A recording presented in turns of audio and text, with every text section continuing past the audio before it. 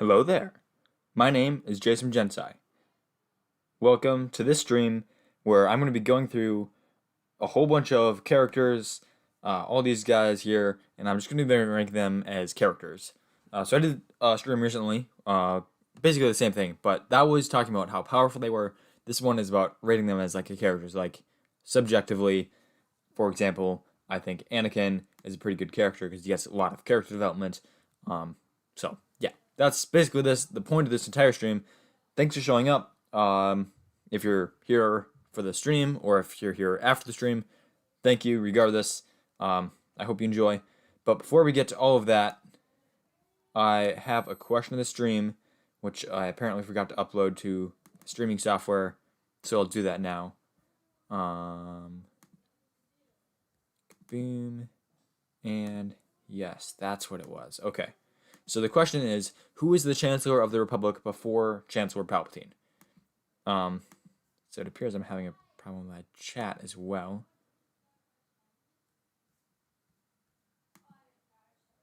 Yeah, there we go. Okay. Awesome. Should be fixed.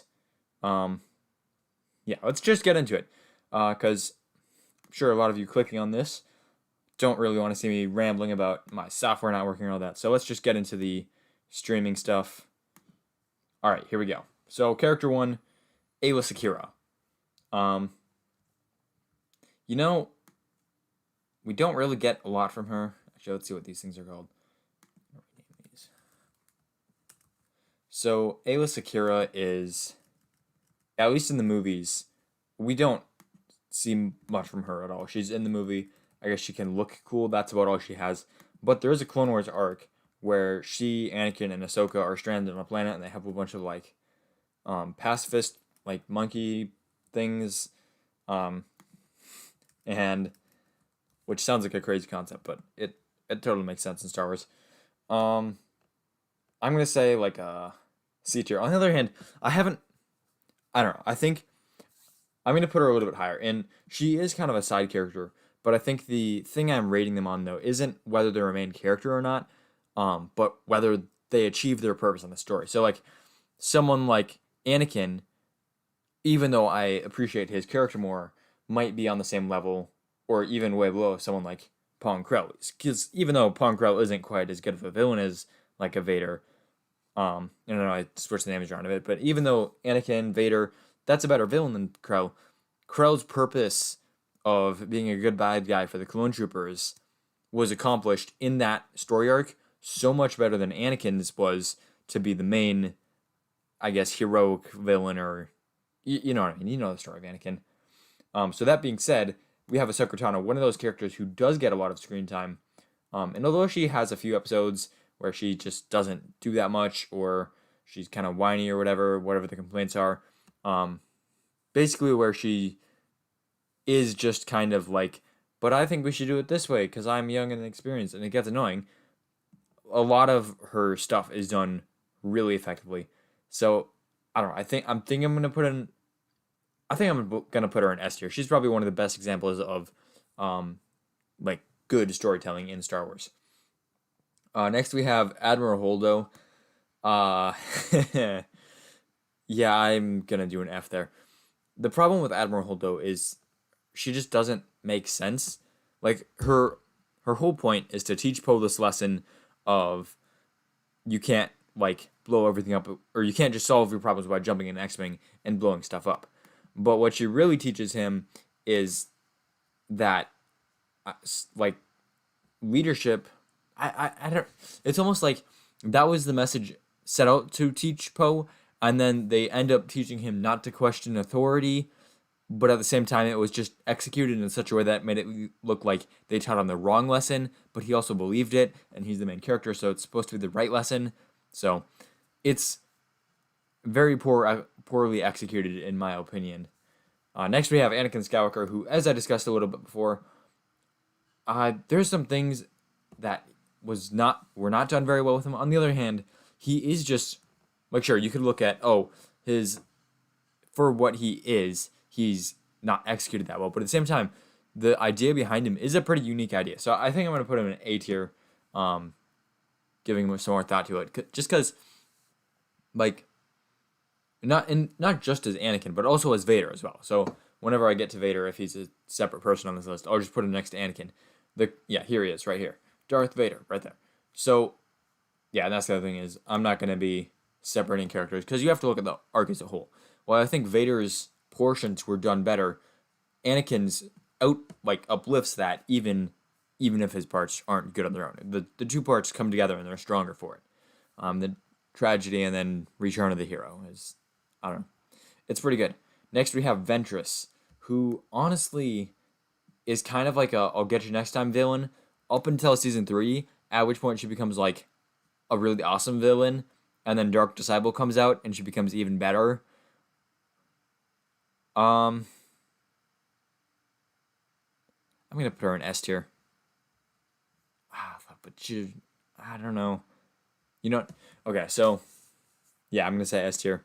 She's pretty good, especially, and this is true of almost all the Clone Wars characters. As the show progressed, she just got better and better. Next we have Aura Singh, who, again, not as an overall character, but as like a character, how well she did at what she was meant to be able to do. I would say she was pretty effective. She was menacing. She was a decent villain. I feel like, yeah, she's pretty good. I'm not sure what they could have done better with her. Maybe just that's it, is that they didn't do anything unique with her, and so she just ends up being a bit bland. So I guess B tier for that. Next we have, Pabu Frick. I mean, honestly, the execution on this was so good. And really, this is where this becomes, like, the way I'm rating it is going to throw some people off. Because I'm not saying Babu Frick is a better character than, or on the same level as Anakin Skywalker. But for his purpose, which is essentially comic relief and plot device because they need someone to work on C-3PO's head, I mean, he did great. Like, think about it. They could have just had, like, a standard mechanic be like, okay, you got to bring him to this mechanic, and this mechanic is going to do something on C-3PO's head. But instead, you know what? I'm moving up to S tier. Instead, they went above and beyond, and they made that what could have been this boring character who's there just to, like, mess with C-3PO's head and, like, get the information from the Sith dagger or whatever. They make this really awesome character who everyone loves because he's just got this great voice, this great personality to him. So I'm going to put him in S tier. Grogu. Oh, man. Honestly, it's like Anakin. There's the initial concept already boosted to A tier, but the execution on this was, I would say, better than Anakin's in most cases. So I'm putting him in S tier for sure. At this point, I'm wondering if I have too many in S tier and I'll have to move it down. We'll see how that goes. Barriss Offee. Yeah, so friend of Ahsoka. I'm gonna put her in A tier. So friend of Ahsoka, but eventually turns to the dark side, which I think is a unique spin. That's pretty cool. Especially because of her motives for turning to the dark side, as she sees that the Jedi are, I guess, turning to war and violence, even though they're supposed to be peacekeepers, and so she turns to violence to prevent it. Hypocritical, but kind of what you would expect a Sith to do. Next, we've got the battle droids. In the Clone Wars, they're actually really funny. I'm gonna put them in B tier. Maybe I'm gonna do A tier. I don't know. I feel like what they might have been able to do to, and this is like my first thought, but so my first thought was they might have been able to make them better by giving them more of like we have been designed for war. This is all we know. But at the same time, if they did that, it would humanize them. And then when you see Anakin cutting through battle droids left and right, instead of being an awesome scene, it's sad. And that's not what they want. So I'm going to say A tier. They did the job really well. They were able to be funny and lighthearted. Maybe this. If they were more dangerous, but then they wouldn't be funny. I feel like you could do both. I'm going to say A tier. S tier, they just have this quality that just goes beyond whatever is, like, really good. Next, you got Baze Malbus, who I'm going to put him D tier. He looks cool, he acts cool, but we don't really get much personality out of him. Maybe even E tier. He's supposed to be a main character. That's kind of how it's advertised. And he's just, kind of the guy with the big gun who is friends with the short Imwe.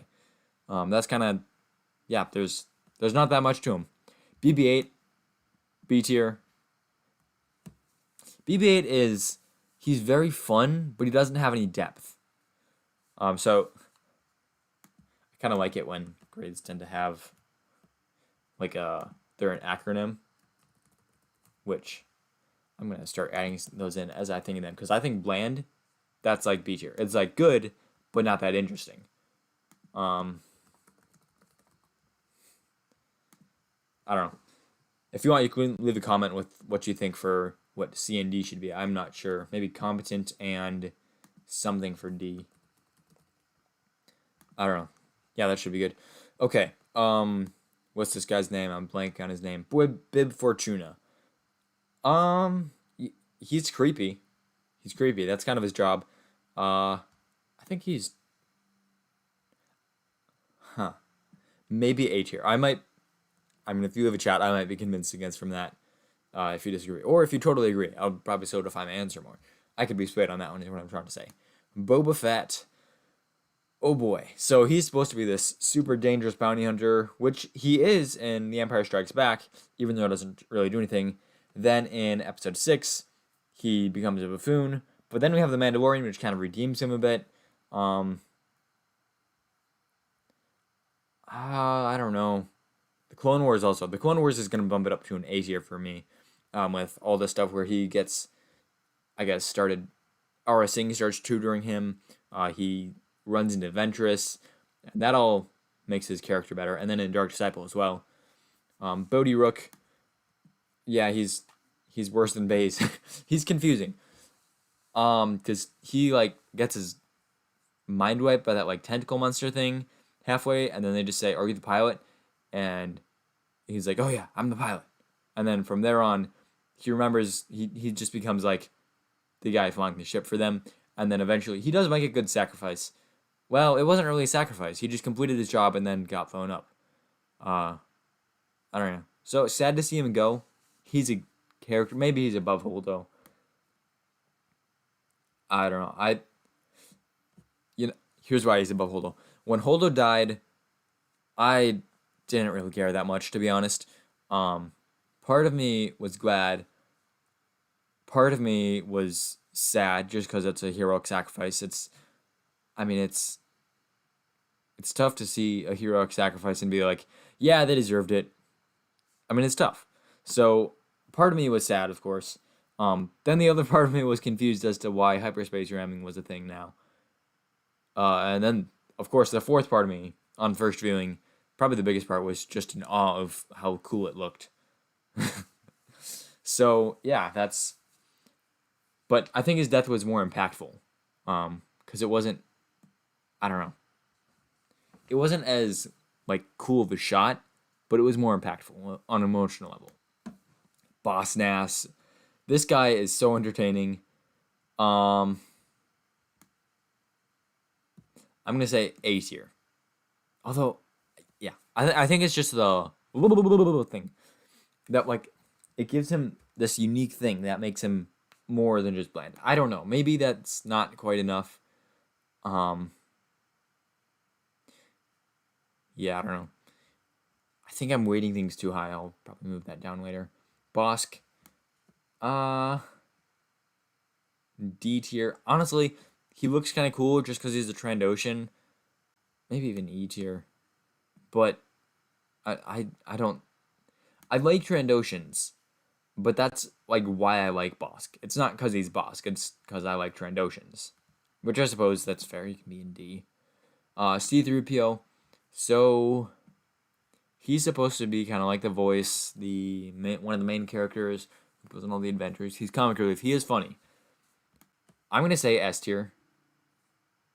Yeah, he's S tier. He's good. He's not really a character or a type of character that I like a lot, but he does really good for that type of character. And especially, like, I can't imagine how difficult it is to make a type of character like C-3PO entertaining and not just annoying, and yet they managed to do it. So I'm going to say stupendous for sure. Cad Bane, this guy's awesome. S tier or A tier is what I'm thinking here. So Cad Bane, Bounty Hunter, he's dangerous, and you get that feel of dangerous. I'm gonna say A tier, and it's because his level of danger, how much of a threat he poses to the characters, is often just plot based. Like he barely takes out Ahsoka, but then later he easily escapes from Obi-Wan Kenobi and Quinlan Vos. Padawan, two Jedi Masters. It's it's not super consistent, and that makes the, I guess, the level of the danger feels less because it's, well, is the heroes just get away every time. It doesn't matter how skilled he is in the last encounter, they get away every time. Captain Phasma, oof, dies in the first movie, brought back in the second, only to get killed again.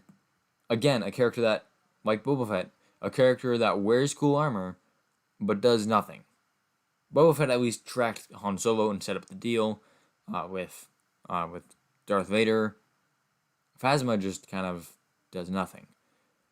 Then again, she does have a really good book written about her. That might bring her up to D, but she dies twice.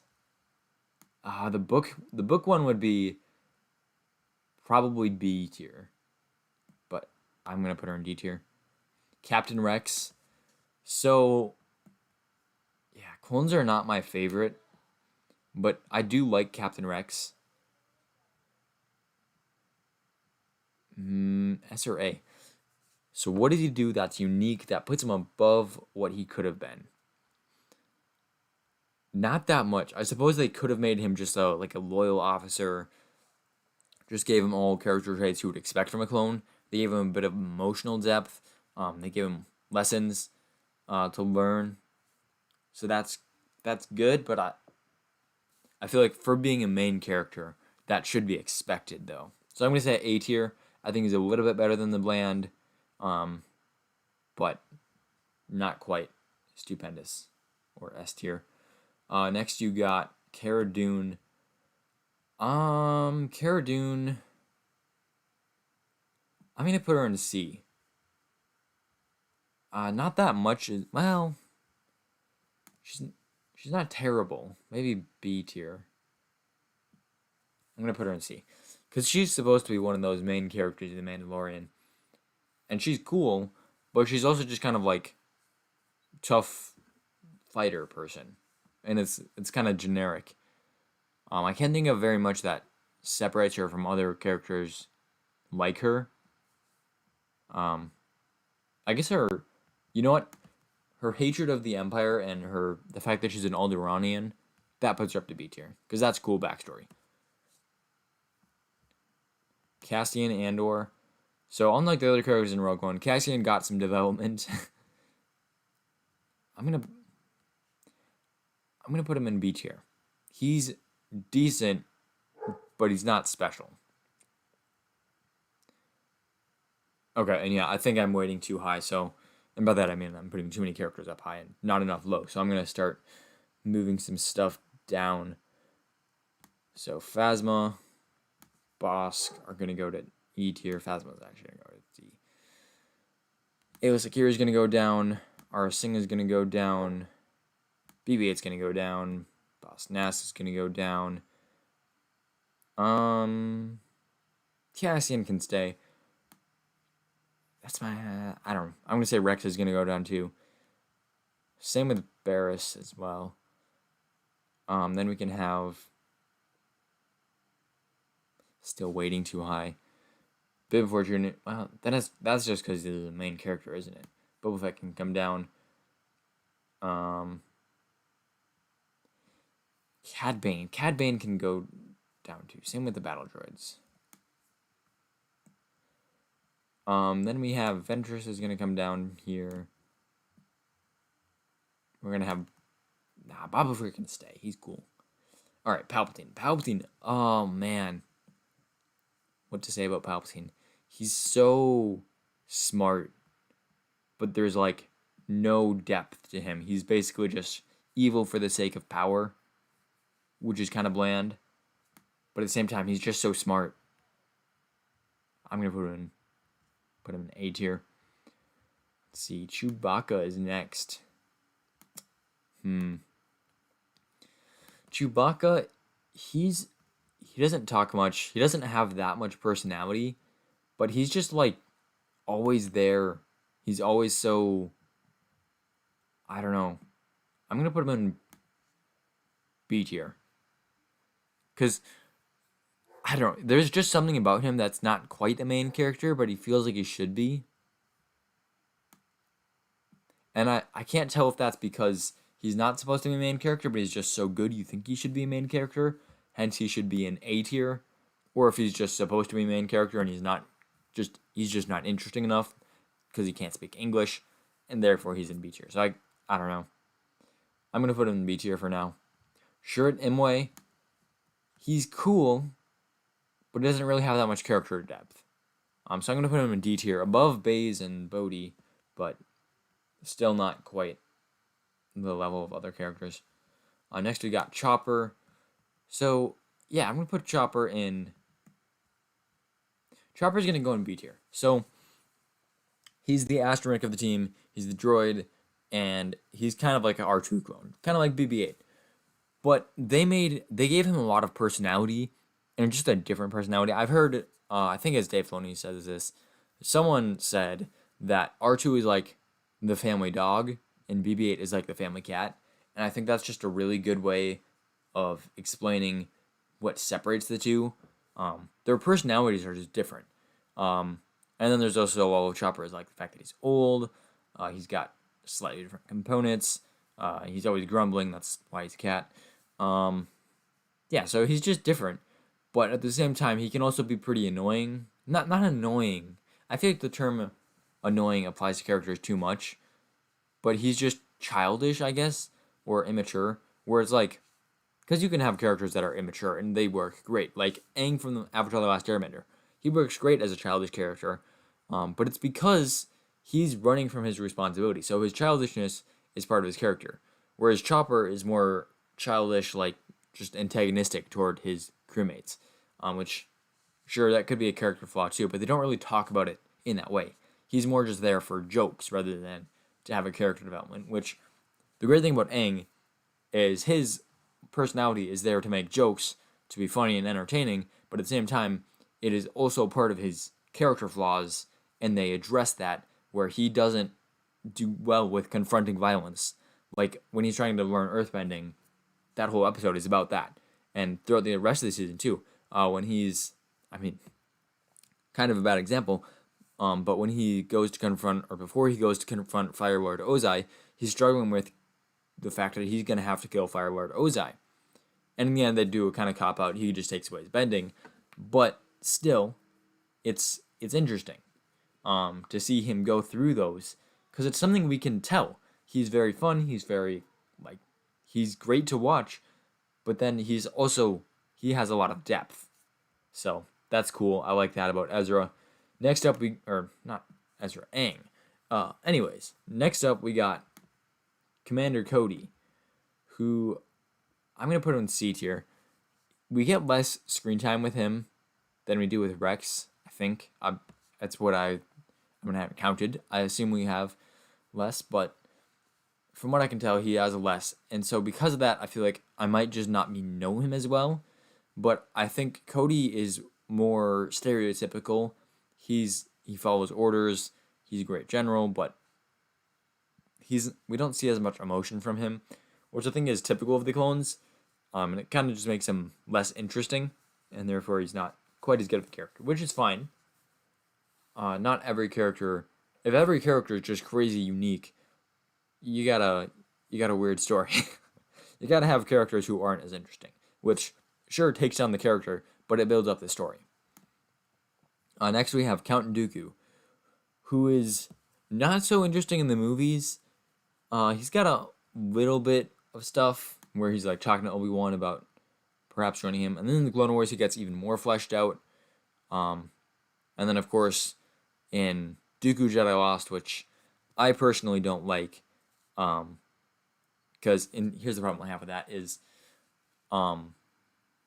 it was meant to be a Clone Wars story arc, and they didn't adapt it, and it really just should have been about Dooku, instead of being about adventures learning about Dooku. It's like secondhand when it should have just been firsthand, and it really brings down the story for me.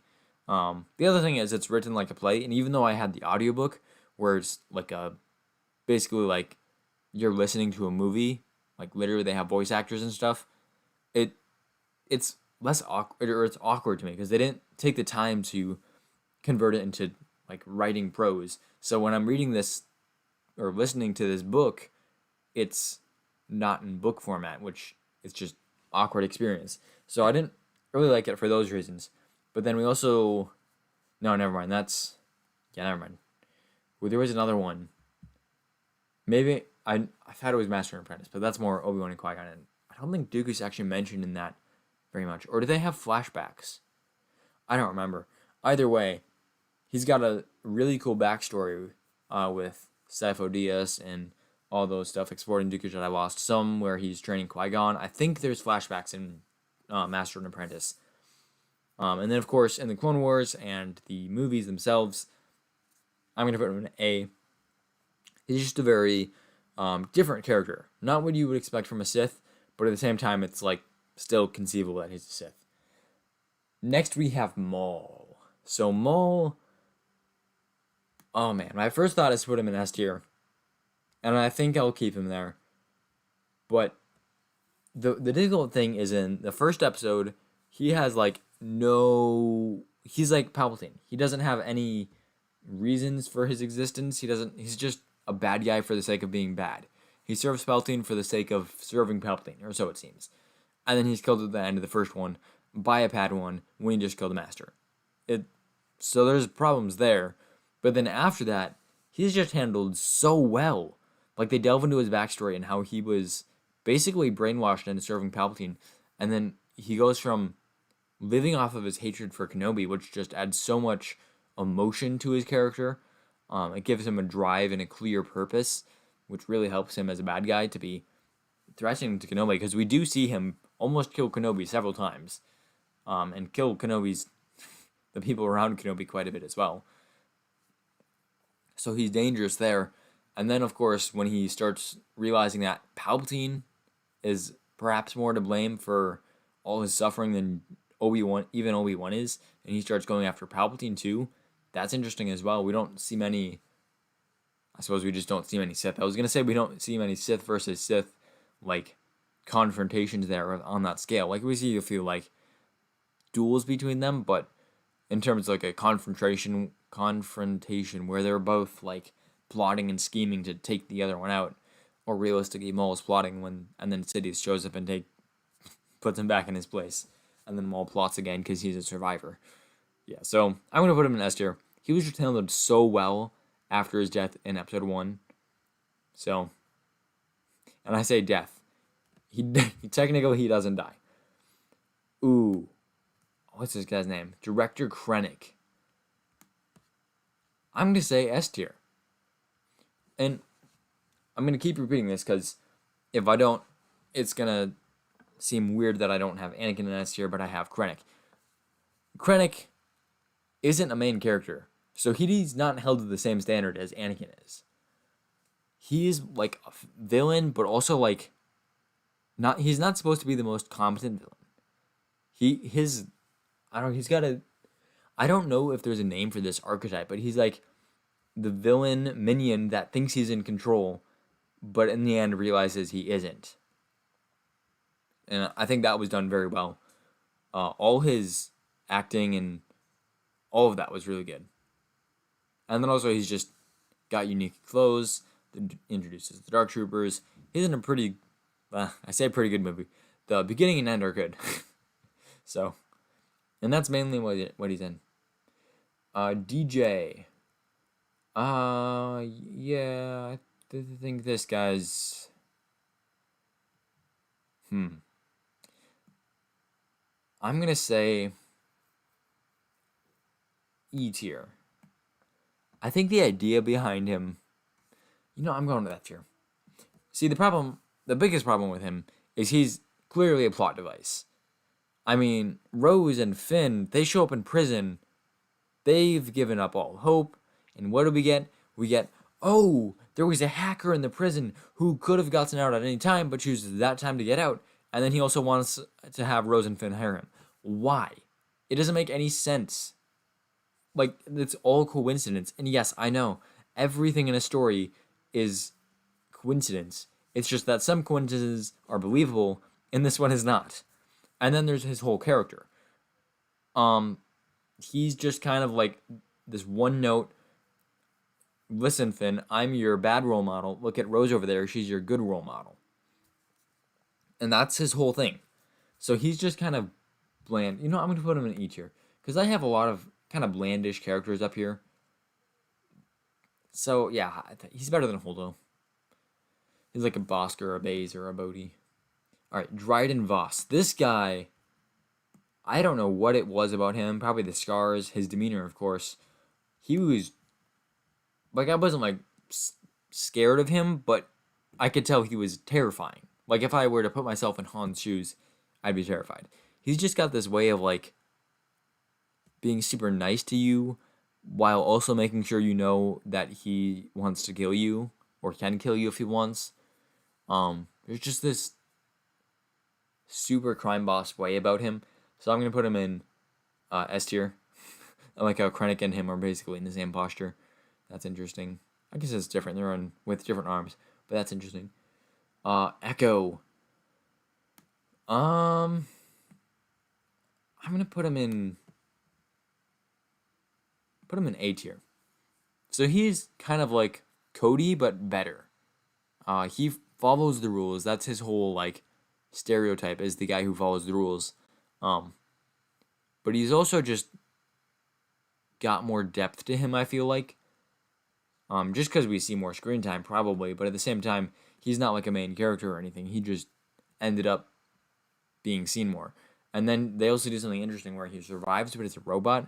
And then he becomes part of the Bad Batch, which, yeah, I'm going to drop him down to B tier for the Bad Batch. Because even though it was interesting that they did that to him, to where now he's this robot-type soldier as part of the Bad Batch team, that's interesting, but they didn't do anything with it. Like, the most they did is in that one episode where they rescue the separatist senator, and he's just kind of the one that's most against it. That's pretty much all they did with this character. So, yeah, B tier for him. Next we have Embo. This is mostly opinion, but I'm gonna put him in A tier. He's supposed to be, how I read it is, he's supposed to be a cool bounty hunter, and he really achieves that. He's unique. He's got a unique fighting style. He's got a unique tools and stuff, which informs the fighting style. He's got a unique look, unique personality too, I guess. He's very quiet. I like him. He's cool. Emperor Palpatine. I'm just gonna put him up with the other Palpatine right there. Then we've got, oh man, I think I forgot this person's name last time I did this too. I'm gonna look it up. Solo bad guy? I mean, I know she's not the bad guy, but no, it's not that. What is it? Enfys Nest. Yes, that's what it was. Okay, Enfys Nest. So, there was a reveal halfway through the movie that she's actually a good guy. That was good. I didn't see it coming. Of course, it's not good just because it's a surprise. It also works because it makes Dryden Voss the bad guy. Which, yeah, I'm going to say the reason she's good is because it makes Dryden Voss a better bad guy. Because at first, Solo is like, meets up with him and it's like, oh, this is the crime boss that they have to work with. And he's just this kind of, he's not an antagonist, but he's a bad person, and you can tell that. But then when Enfys Nest reveals that she's actually like working for people instead of for herself, she basically takes Dryden Voss, this bad guy, and turns him into the main antagonist, the guy who's against the hero. That being Solo. So I would say she's B tier, but mostly just because she makes Dryden Voss better. I thought of a D tier label. Evan PL. So we get like one story arc with him. I mean, it's better than Ava Sakura. I'm gonna say A tier. With how long we had to build up his character, he had a pretty unique character. He's very selfless, very serious and grim, willing to sacrifice himself. Very well done. Also made Ahsoka better. Um, yeah, I think he's also a good companion for Tarkin. Makes Tarkin better as well. Ezra Bridger. Okay, this one, and I know Ezra Bridger gets a lot of hate, but then there's also a lot of people who really like him. He's the main character of the show. He's supposed to be the Luke Skywalker, the one that we see grow. He's the Ahsoka Tano of Rebels, the one who just like we see his training as Jedi, and we see him slowly get better and better, and eventually he's this just really powerful warrior, or maybe not powerful, but it's really he's in the right frame of mind, and he sacrifices himself for everyone. That's the goal. I don't know that he achieves that super well. I'm going to say C tier. And keep in mind, this is not me saying I like him less than Enfys Nest. But Enfys Nest accomplished more with her role than Ezra did with his role. Or, no, technically that's not true. Enfys Nest did better for her role than Ezra did when you take into account what he's supposed to become. See, the problem with Ezra is he's kind of like they were trying to make a Luke or an Ahsoka character, but they also knew they needed to make something different, and they didn't really know how to do that. So at first they make him just kind of like a thief type character, but that's kind of just like a different sort of flaw that he has to overcome and learn to become this part of his family. So that's a good foundation, I guess, if not a very interesting one. But then they have this whole arc where he starts turning to the dark side, and then eventually he just stops, and that kind of brings it down a lot. I don't know. He's just not that interesting. At the same time, he does have some cool things. I'm gonna bring him up to B. He does have some cool things where he's like got this weirdly strong connection with beast control, which I think they could have done a little bit more of, but it was still cool. And through his eyes, we get to see a lot of Lothal and a lot of Jedi lore, and I think he does well in, I guess, being a protagonist that we can see through, I guess, if that makes sense. It's not a book, so it's not quite the same. You're not like reading his thoughts, but at the same time, he's the main character. You kind of feel what he feels if the story's done correctly, and I feel like they did it decently. Oh, next we have Finn. Where to put him? Okay, so I know a lot of people like the core concept behind Finn of him being a stormtrooper. I don't really like that concept, and it's not because it's a bad concept. It's because it makes what came before worse. In the original trilogy, and even in the sequel trilogy, which makes it even worse, stormtroopers are nameless, faceless cannon fodder.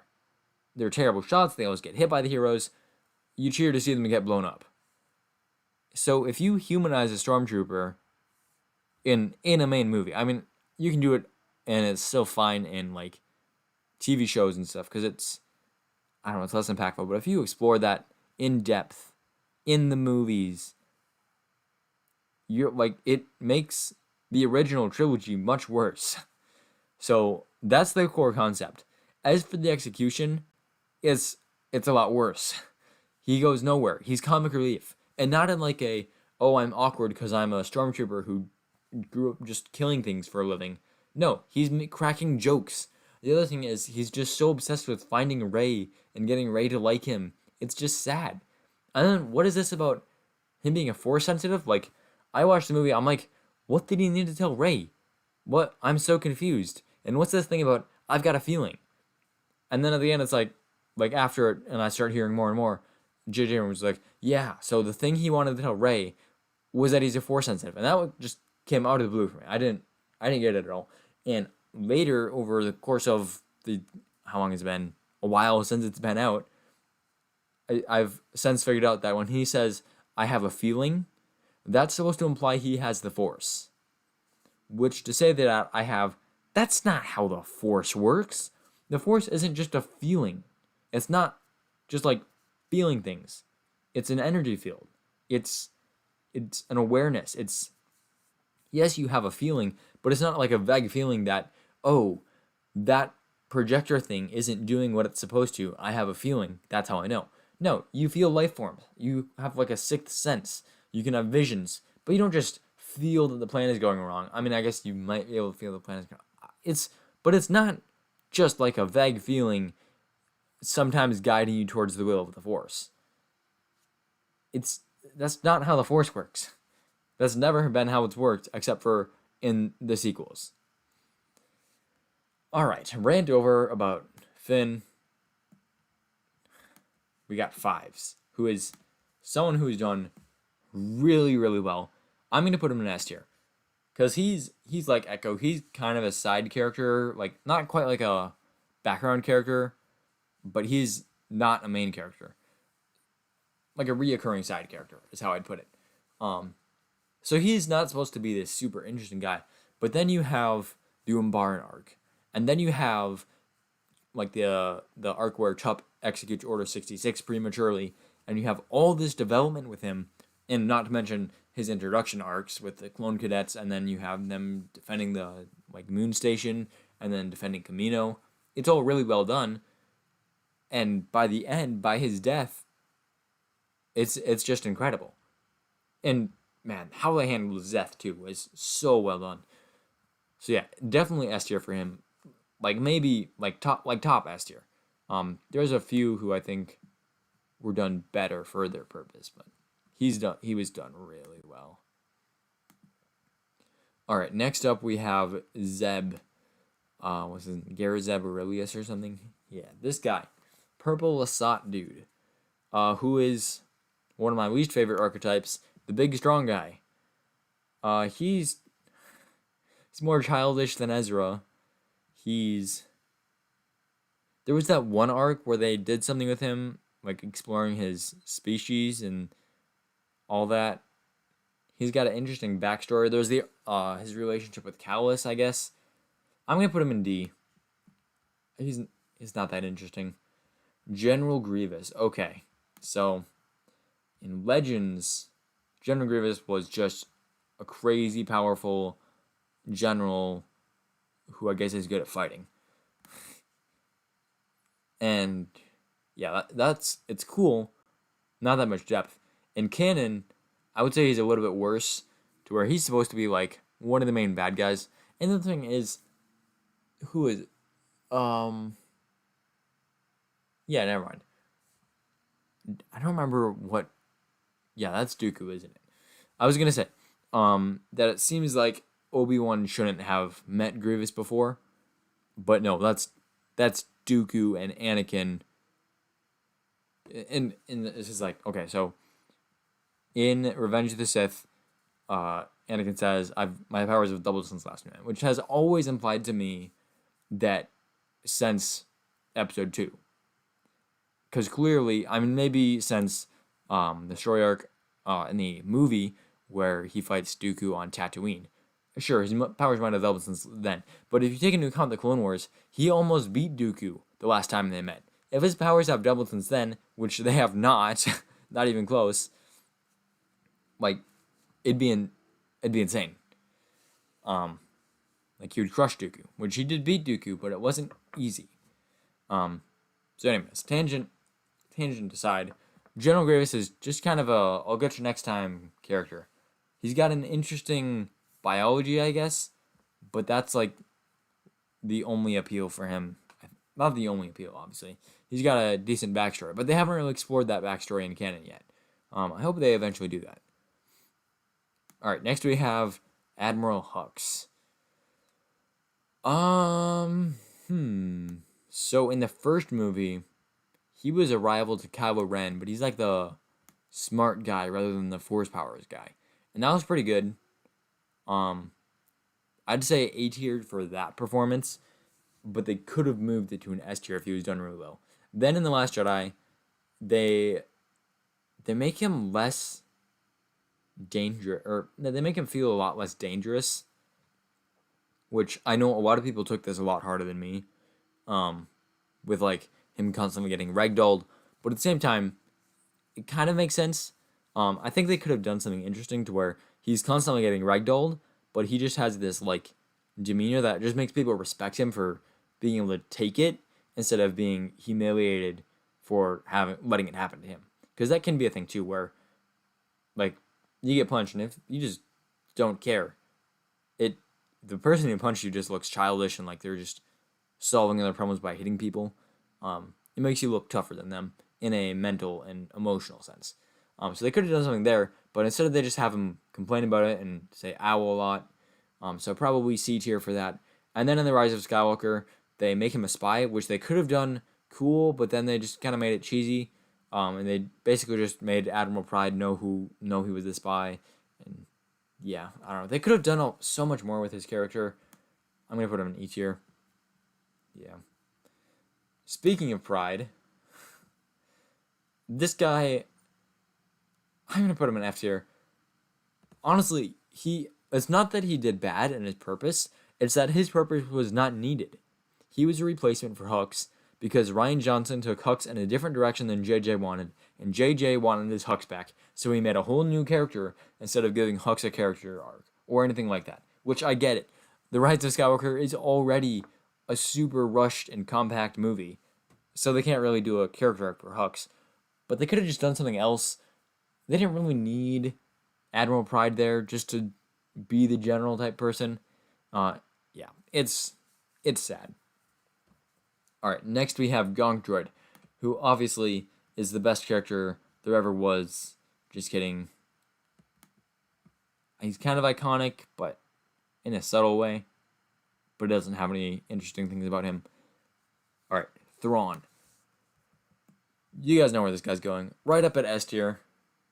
I will say, on paper, just looking at him, he seems like he should be overpowered, or like he shouldn't like be interesting because you can't relate to him. He's too smart.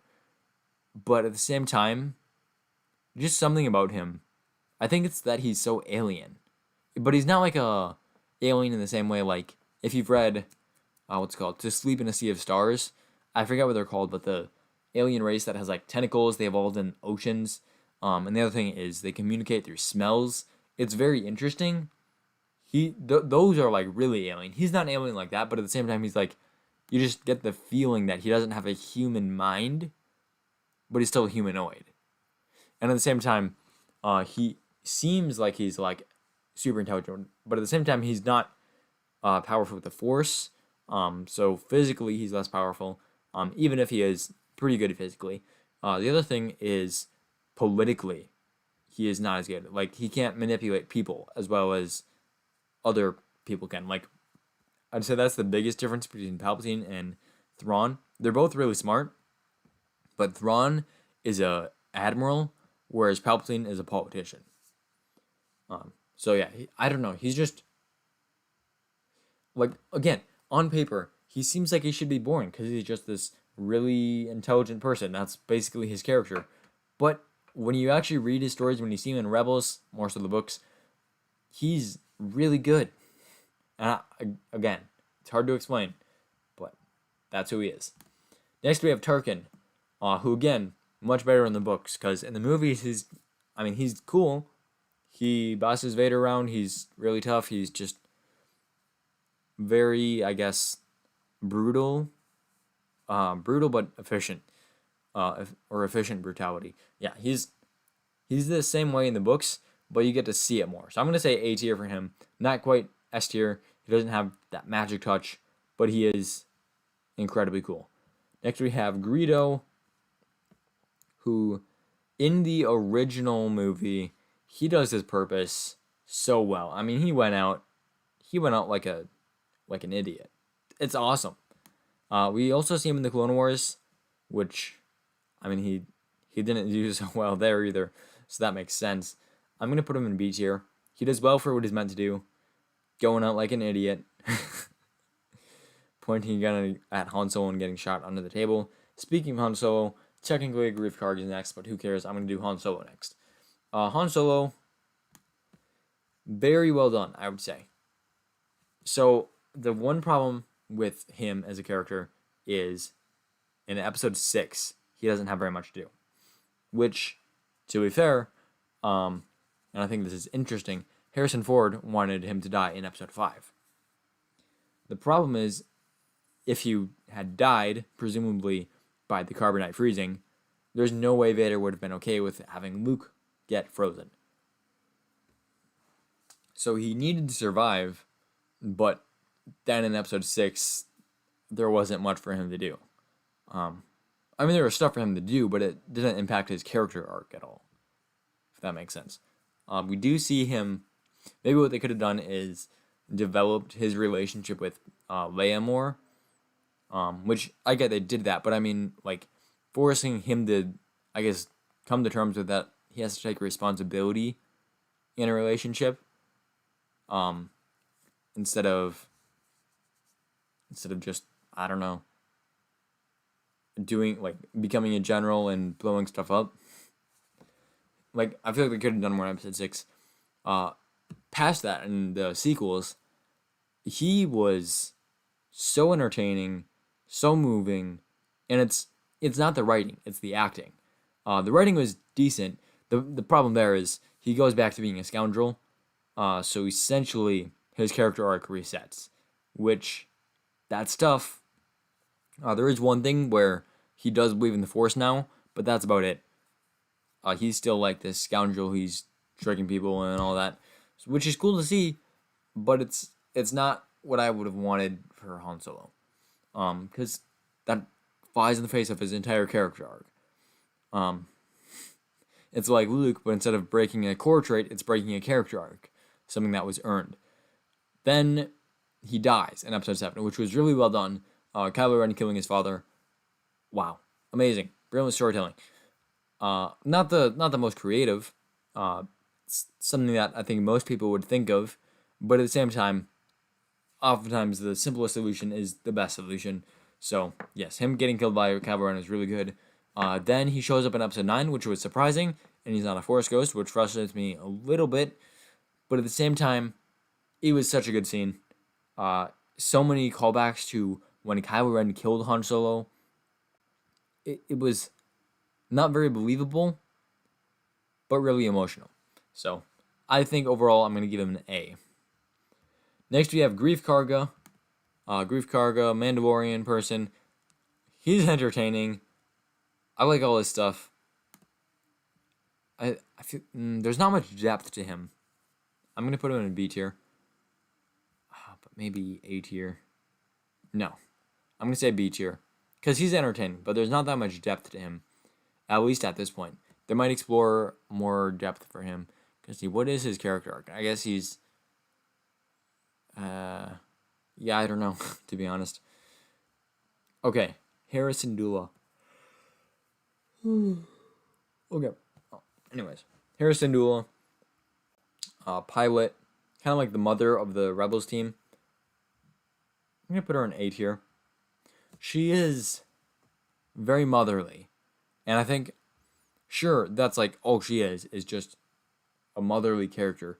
But at the same time, she's like a perfect example. It's like how Yoda, he's just a Form 4 specialist.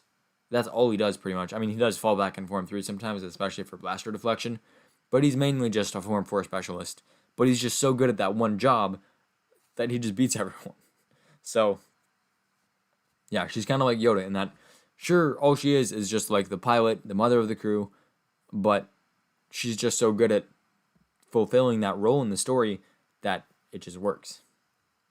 Alright, next we have Hondo's Kowakian Monkey Lizard, which, to be honest, not much character there. I'm just kidding.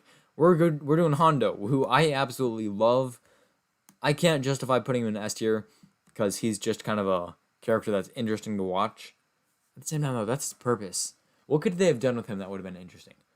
I mean, they kind of do it in Rebels, actually. I didn't even think about that. In Rebels, he meets up with Ezra and starts, I guess, just seeing how Ezra is doing stuff for the good of everyone else and not just for himself.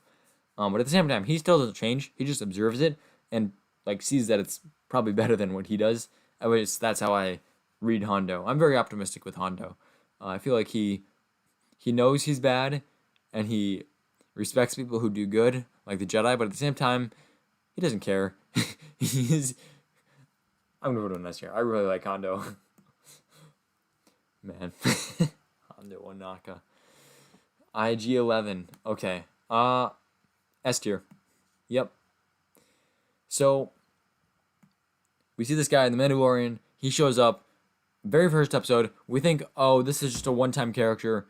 He's interesting. You have that bit where he's trying to blow up because he thinks the mission is over. You have the bit where Mando's trying to convince him to help, to work together, and he's like, acceptable. And yeah, he's just a very good robot. And then you have the bit where he's like, well, time to kill the tiny little baby that's really cute and is a Yoda species, so is very important plot-wise and can live really old, so we can probably develop a close attachment with him. So it'd be really awesome to see. Let's just kill him now and destroy all that potential. And then we get to that moment where you hear the gunshot, and then you see IG-11 fall to the ground in the blast hole in the head. So very good done, or very well done. Sigh, breath of relief. And then he never shows up again, right? Well, then he comes back with Kuil reprogramming him, and now he's a nurse droid or a protector or whatever you want to call him. And man, he is so good. The other thing is Mando doesn't like droids because of the Clone Wars. Great callback to the Clone Wars. Good character building. And so he doesn't like IG-11 for that reason. But by the end, IG-11 is such a good character that Mando basically kind of like starts liking droids more. Even in the Chapter 9, first episode of Season 2, he lets the pit droids work on his ship because of IG-11. Or at least that's why I think it is. It could be just random, but that's how I read it is, yeah, because of IG-11. So, IG-11, very well done. And his sacrifice at the end, that was really good. And you can tell Mando actually like has an attachment to him, and just the way he views droids. Like oftentimes C-3PO will complain about his human masters telling him what to do. R2D2 just kind of does things, but all the other droids are very human, and they're all very aware of that. Even in the one Clone Wars arc, where what is it like the 3 astromech droids and the pit droid, maybe 4 astromech droids. Anyways, those guys and a like small little green alien, they infiltrate the Separatists. They eventually get stranded on like a whitish planet that's very bland. They meet Gregor, the clone commando, and eventually escape and stop a Separatist plot to bomb an important meeting or something. Even in that, they kind of explore this idea that the robots are really just as sentient as most people, and enslaving them is kind of wrong, and looking down on them is kind of wrong. And then you have IG-11 who's just like, yeah, I'm not alive. All I really care about is protecting you, so I'm just going to go blow myself up to save you. And it's not like this, oh, I'm a selfless hero. It's, no, I'm just a robot. I don't care. I don't matter. And it's cool. It's a very unique take on robots in Star Wars. And I love it. And then there's just the way he moves. The way he moves, it's so cool. And it's the same idea where it really takes advantage of the fact that he's a robot with just the way he twists around.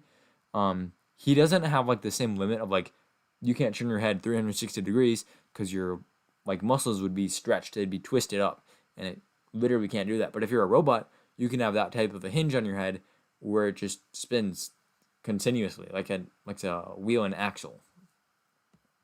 All right, next we have Jabba the Hutt, who I despise in a very good way. I'm gonna say A tier. So Jabba the Hutt is kind of the original Hutt. Like if it was Jabba the Hutt, but we had heard of a Hutt before, it'd be kind of closer to B tier. But I think I'm going to say A tier because he's the first Hutt. He's the first giant fat slug who's also a crime boss, which is just a really good combination. So yeah, I'm going to say A tier just for the idea of his character. And then, of course, the execution was done well as well. Which, yeah, I mean, well, you can't go wrong with Jabba the Hutt. He's pretty cool. Jango Fett. Another really cool warrior. The person that they cloned for the clone army. B tier, maybe A tier. I'm gonna say B tier. Yeah, he's not super interesting. I might move Boba to A tier. No, Boba's staying in B tier. Never mind. Okay, yeah, I'm satisfied with that. B tier. Oh man, I don't even remember this person's name.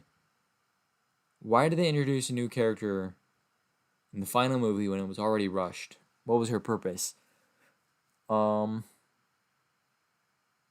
To tell Rey that she can't take a boat, and then she takes a boat. I'm not sure what her purpose is.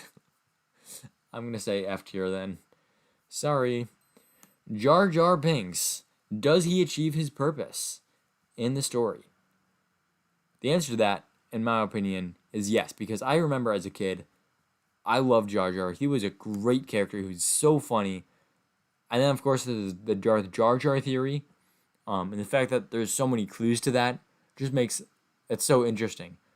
At the same time, though, as I get older, I start disliking his scenes more and more and more and more, and they get annoying. But I remember as a kid, I really liked them. So I'm going to put him in A tier because he does achieve his purpose. I did really like him as a kid. But he doesn't work as well for adults. So, I mean, he's kind of the opposite of C-3PO, actually. They're both comic relief, but C-3PO as a kid, I was like, this guy is just so annoying. He won't stop talking. And I just didn't get the humor. But seeing Jar Jar, I got his humor as a kid. And now it's switched to where I see C-3PO's humor. And Jar Jar's humor, I see it and I go, yeah, that's simplistic. At the same time, though, the ability to speak does not make you intelligent line is probably worth Jar Jar's existence, to be honest. All right, Jyn Erso. Okay, so again, kind of a co-main character of Rogue One, like Cassian Andor up here, but she also has a book about her, and between those two, you get like literally the full story of her life, pretty much. And she's not the most interesting character. I think she has a lot of interesting things happen to her, but she's not very proactive. So she's not the best, but at the same time, there is a lot to her character. I don't know. I think she's a good character, but she doesn't have anything unique. And she's a fleshed out character and a character where you get to really know emotionally. But again, it's just not very unique. She's just had a hard life, and so she acts accordingly. K2SO, comic relief droid. And this is, I think, like a perfect example. Well, what was I talking about? Like Zeb. Zeb is the strong character. He's also the comic relief character. K2SO is the big strong character. He's also the comic relief character. But one of these two works a lot better than the others. I don't know why, but K2SO is much better than Zeb. Let's see. So, Zeb's humor derives from his bickering with Ezra and just his childishness. K2SO's, here's why. K2SO's humor derives from the fact that he's a droid. And he knows that he is just as intelligent as Cassian, if not more intelligent. And he's not afraid to say whatever comes into his mind. He's kind of like the opposite of IG-11 in that. Where did I put? He's over here. Okay, yeah. So IG-11 knows he's a droid and concludes, it doesn't matter if I live or die. K2SO knows he's a droid, and concludes, people are gonna look down on me. I should tell them what's up because I'm smarter than them. So, very, very different humor between Zeb and K2SO, and then also IG-11 and K2SO have kind of opposite philosophies. Yeah, I think he's a good character. What could they done to make him better?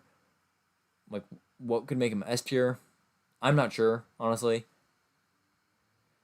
Which kind of makes me think he should be an S tier. Like, if I can't think of anything that would make him better, I think, you know what, I'm gonna put him in S tier because I was gonna say, he probably lacks emotional depth because generally the strong characters lack emotional depth, and generally the comedic characters also lack emotional depth, and yet he really doesn't. Because sure, he's sarcastic and kind of rude to Cassian and Jin, but he also, when the time comes for him to show rather than just tell, he shows that he actually loves them and that he appreciates them, and he's willing to sacrifice literally his life for the rebellion and for Cassian, and I guess Jin too. But also he's just willing to help them out. So yeah, he's a cool character. Caleb Doom or Kanan Jarrus. Whenever I see, when I see him as a kid, I think Caleb Doom. When I see him with this haircut, I think Caleb Doom. When I see him anywhere else, like if there's normal stuff, I think Kanan Jarrus. I think that's interesting. Anyways, so Caleb Doom, S tier or A tier? He's got a really interesting backstory. I'm gonna say A tier. So, his backstory: he was a kid when Order 66 took place, and his master told him to run away, and so he did. That's a good backstory, but sadly, it wasn't executed very well, in my opinion. And I'm talking about the Bad Batch. I haven't read the comic, and this is the first point: is they had a comic about that story where Deepa Billaba is surrounded and she tells Kanan to run away. They have a comic about that story. Then in the Bad Batch, they tell that same story again, but in the Clone Wars, and it's different. Why is it different?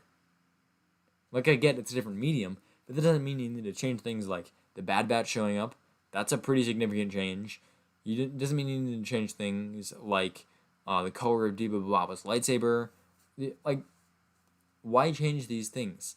And again, I haven't read the comic. I don't know everything that's changed. I'm sure there's other details that just could have been the same but weren't. Yeah, and then there's the voice acting in that scene, and I don't know who it is. I'm guessing it's the same person. It kind of sounds like they hired the same person and told him to just sound like a kid, but his voice does not sound like a kid. It sounds like some guy trying to sound like a kid, which is really jarring. And then the animation wasn't that good either. Like, his face and body looked like a kid, but his eyes, like, that looked like adult eyes. And yeah, I don't know. It just was awkwardly done for me. It didn't hit right. Then you move on to A New Dawn, where he meets Hera and starts fighting as a Jedi again rather than just hiding out. Good story. Then you have all throughout Rebels, and he's struggling to become a master and to, I guess, teach Ezra.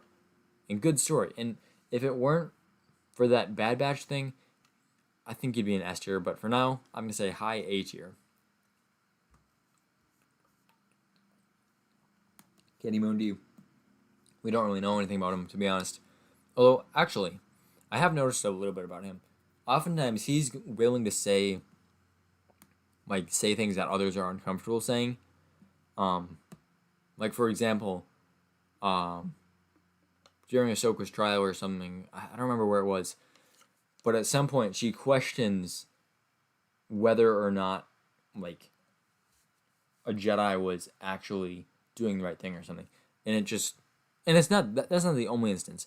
He's willing to question things, and it's not like he's condemning them. He's not like saying, oh, there's a little bit of evidence suggesting that you're not very good, so death penalty. No, he's not like that. He's just, like, willing to consider everything, which I think for how little screen time he has, the fact that I can pick out a bit of his personality like that is really well done.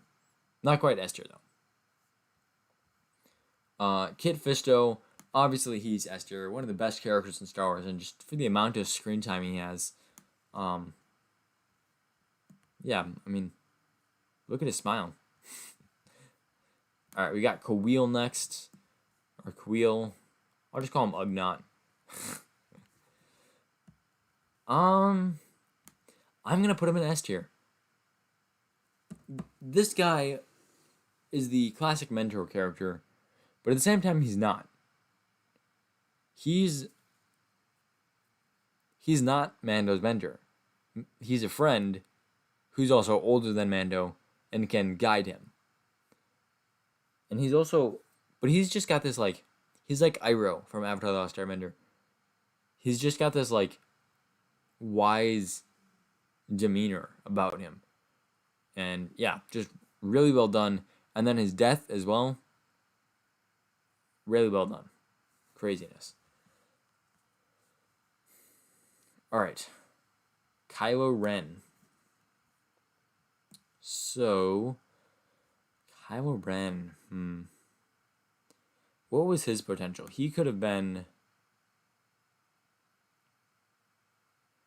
I think my one gripe with him is that, I guess there's two. Number one, and there might be more. I'm still thinking. The first one is that he was a little bit too whiny in The Force Awakens. It made him look pathetic, I guess. And you don't want that for your villain. It takes away the suspense. Then you have, what do you call it? How he loses to Rey in The Force Awakens, and that takes away even more suspense from him. The Last Jedi makes up for that a lot. He gets a lot in The Last Jedi. He kills Snoke. That's the big thing. And this is, I don't know if you've heard my thoughts on this before, but I love that he kills Snoke because it takes what he did in The Force Awakens and all those flaws and it reverses them. And it shows that he is a threat and he can accomplish crazy stuff. Then we see him in The Rise of Skywalker and he's even more of a threat. And then he turns to the dark side, or to the light side, which is great, but it doesn't really mix with The Force Awakens that well. So he's not quite S tier, in my opinion. But he's A tier, I'd say. Also, it's worth noting, the acting is really good for Adam Driver. Alright, L3, I don't remember her other numbers, L3. Another droid that is like aware that it's a droid and reacts in a unique way. I don't think this one was executed quite as well as the others. I'm not really sure where to put her. I'm gonna say C tier. Like, her sacrifice didn't hit me as hard as K2SO's or IG-11's or who's on B tier.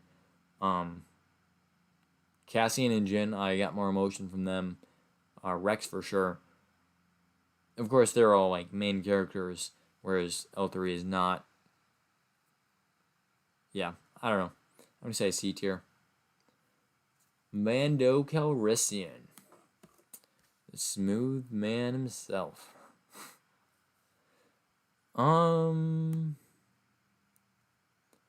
He doesn't really have that much character depth, but at the same time, he's like Hondo, where he's just got this swagger about him. So I don't really care if he has character development. He's cool anyways. A tier. Luke Skywalker, the main character of all of Star Wars. As I've said, if I was doing this with just what is my favorite character, a lot more main characters would be towards the top. But how did Luke do, considering that he's a main character? So in the first movie, I would say the problem with him in the first movie is that he doesn't really do anything that cool. He pilots the ship and he blows up the Death Star, but compare that to like the prequels, where you see awesome lightsaber fights and stuff, and he's just not that interesting. At the same time, I can't really fault anyone for this because the effects weren't that good. The world wasn't fleshed out fully, I'm sure. But the point is, there's room for improvement there. Luckily, in The Empire Strikes Back, we see him get to fight Vader, which was done really well. They take one of his strengths, that being his like hope and his just optimism, in which we do see in A New Hope a little bit. That's like part of his character, if not like a character arc. And we see that like flipped on his head, used against him. And although he doesn't lose quite as much as Yoda and Obi-Wan fear. Like, he loses a hand, which he immediately replaces. He's emotionally scarred, which just helps him be tougher. But he doesn't, like, turn to the dark side or anything. Um, it'd be interesting if he somehow led to the death of Han Solo. I'm not sure they could have done that anyway, but if they could have, that would have been really interesting. Or if he almost leads to the death of Leia or the uncovery of the rebellion and Han Solo sacrifices himself. There you go. That I don't know how they'd pull that off, like plot wise, in a believable way. But if they were able to do that, man, the original trilogy would have been so good. But anyways, things that I can't even figure out how to add to the story aside. Really well done in The Empire Strikes Back. Then in Return of the Jedi, just as good. They take the flaw that he had in The Empire Strikes Back and they have him mature a little bit in order to use it better, and then he uses it to defeat the Empire. Or really, realistically, see the funny thing is, no one really cares about the space battle or the Battle of Endor. They just care about Luke versus Vader and the Emperor. But realistically, Luke versus Vader and the Emperor doesn't matter at all. Like, if the Death Star blew up, they'd all die, and the rebellion would win. The only thing that matters is the space battle, but in order to have the space battle, you need the ground battle. So those two really are the only ones that matter. But no one cares about them, because they care about Luke Skywalker, because he's the main character. I just find that interesting. So, yeah, I'd say S tier for him. Although there is the sequels to consider, where he regresses. He doesn't even regress, because regress implies he wasn't there to begin with. Okay. The thing is, the core of his character is optimism. He sees the best in people. So the fact that he gives up for years it's just not in his character. And so when they do that, it betrays his character. Of course, he does have a character arc there, that being his redemption, where he learns he learns a lesson he should have already learned, but he does learn it, where the Jedi is the right way to do it, and that, like, sure, the Jedi don't own the Force, but that doesn't mean they should not use the Force. It doesn't mean they should just give up. He needs to keep fighting. And, yeah, so I'm going to say A tier, because the sequels bring it down a little bit. But, yeah. Alright, Luminara on Dooley. Kind of like Katie Mundi, but with more time. Like, we get to see what type of a character she is in a short amount of time. A tier for her. Alright, Mace Windu. Mace Windu. He's really cool. I'm going to say B tier. I think if you really delve into his character, you can get a lot. Maybe A tier. B tier, maybe. A tier. Yeah, B tier for him. Alright, Mando. So Mando...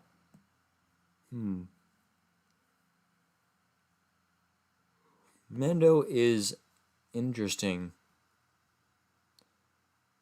Because I don't really feel like he has that much character. Like if you were to describe Mando in one word, or like one attribute, or like one personality adjective, what would it be? Like, okay, Anakin and Vader are like, they conflict. So for Anakin, I'd say like noble. For Vader, I'd say like unstoppable, or just he's not unstoppable, but like he has the demeanor of confidence. So for Anakin and Vader, I'd say maybe confidence. For Ventress, I would say like torment. She's constantly fighting against herself. Palpatine, I would say cunning. Dooku, I would say, I don't know, manipulative or something. Embo, cool. Evan Peel, tough. Tarkin, ruthless. Han Solo, a scoundrel. For Mando, it's hard to say. I don't want to say he's all over the place, but he's not quite as fleshed out as you would think for being a main character. I'm going to put him in B tier.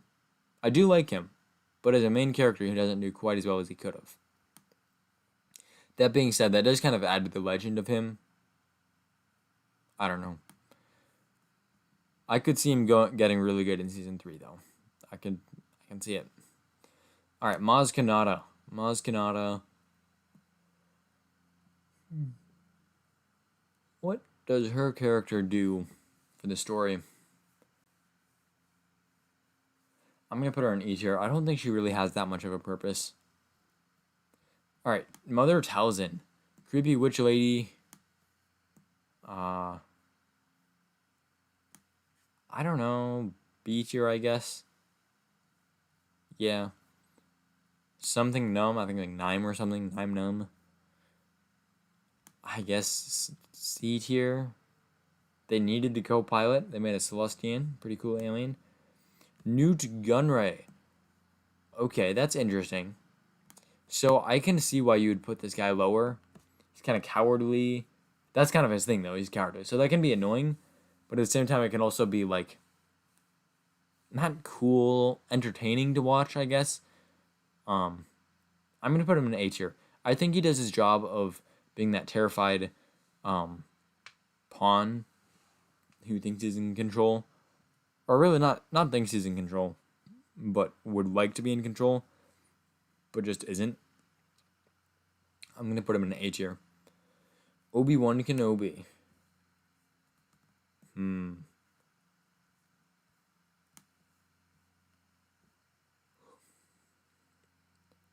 gonna put Obi-Wan in S tier. He is. I don't know that he's super unique. Like he is. He's not like creative though, I guess. He's not like Grogu where it's like, whoa, they put a baby Yoda into the Mandalorian TV show. Or he's not like Thrawn where he's just alien and just crazy intelligent. He's not Hondo where he's like super entertaining. But he's just got really good development. He's got a great personality. I don't know. Very wise when he gets old. Yeah. I feel like I don't really need to defend myself too much there. But yeah, S tier for Obi-Wan. Alright, Han Solo I've already done. There's a lot of repeats. Where did I put Han Solo? Probably A tier. Yes, that's A tier. Lando Calrissian. I think I put him in B tier. Is that right?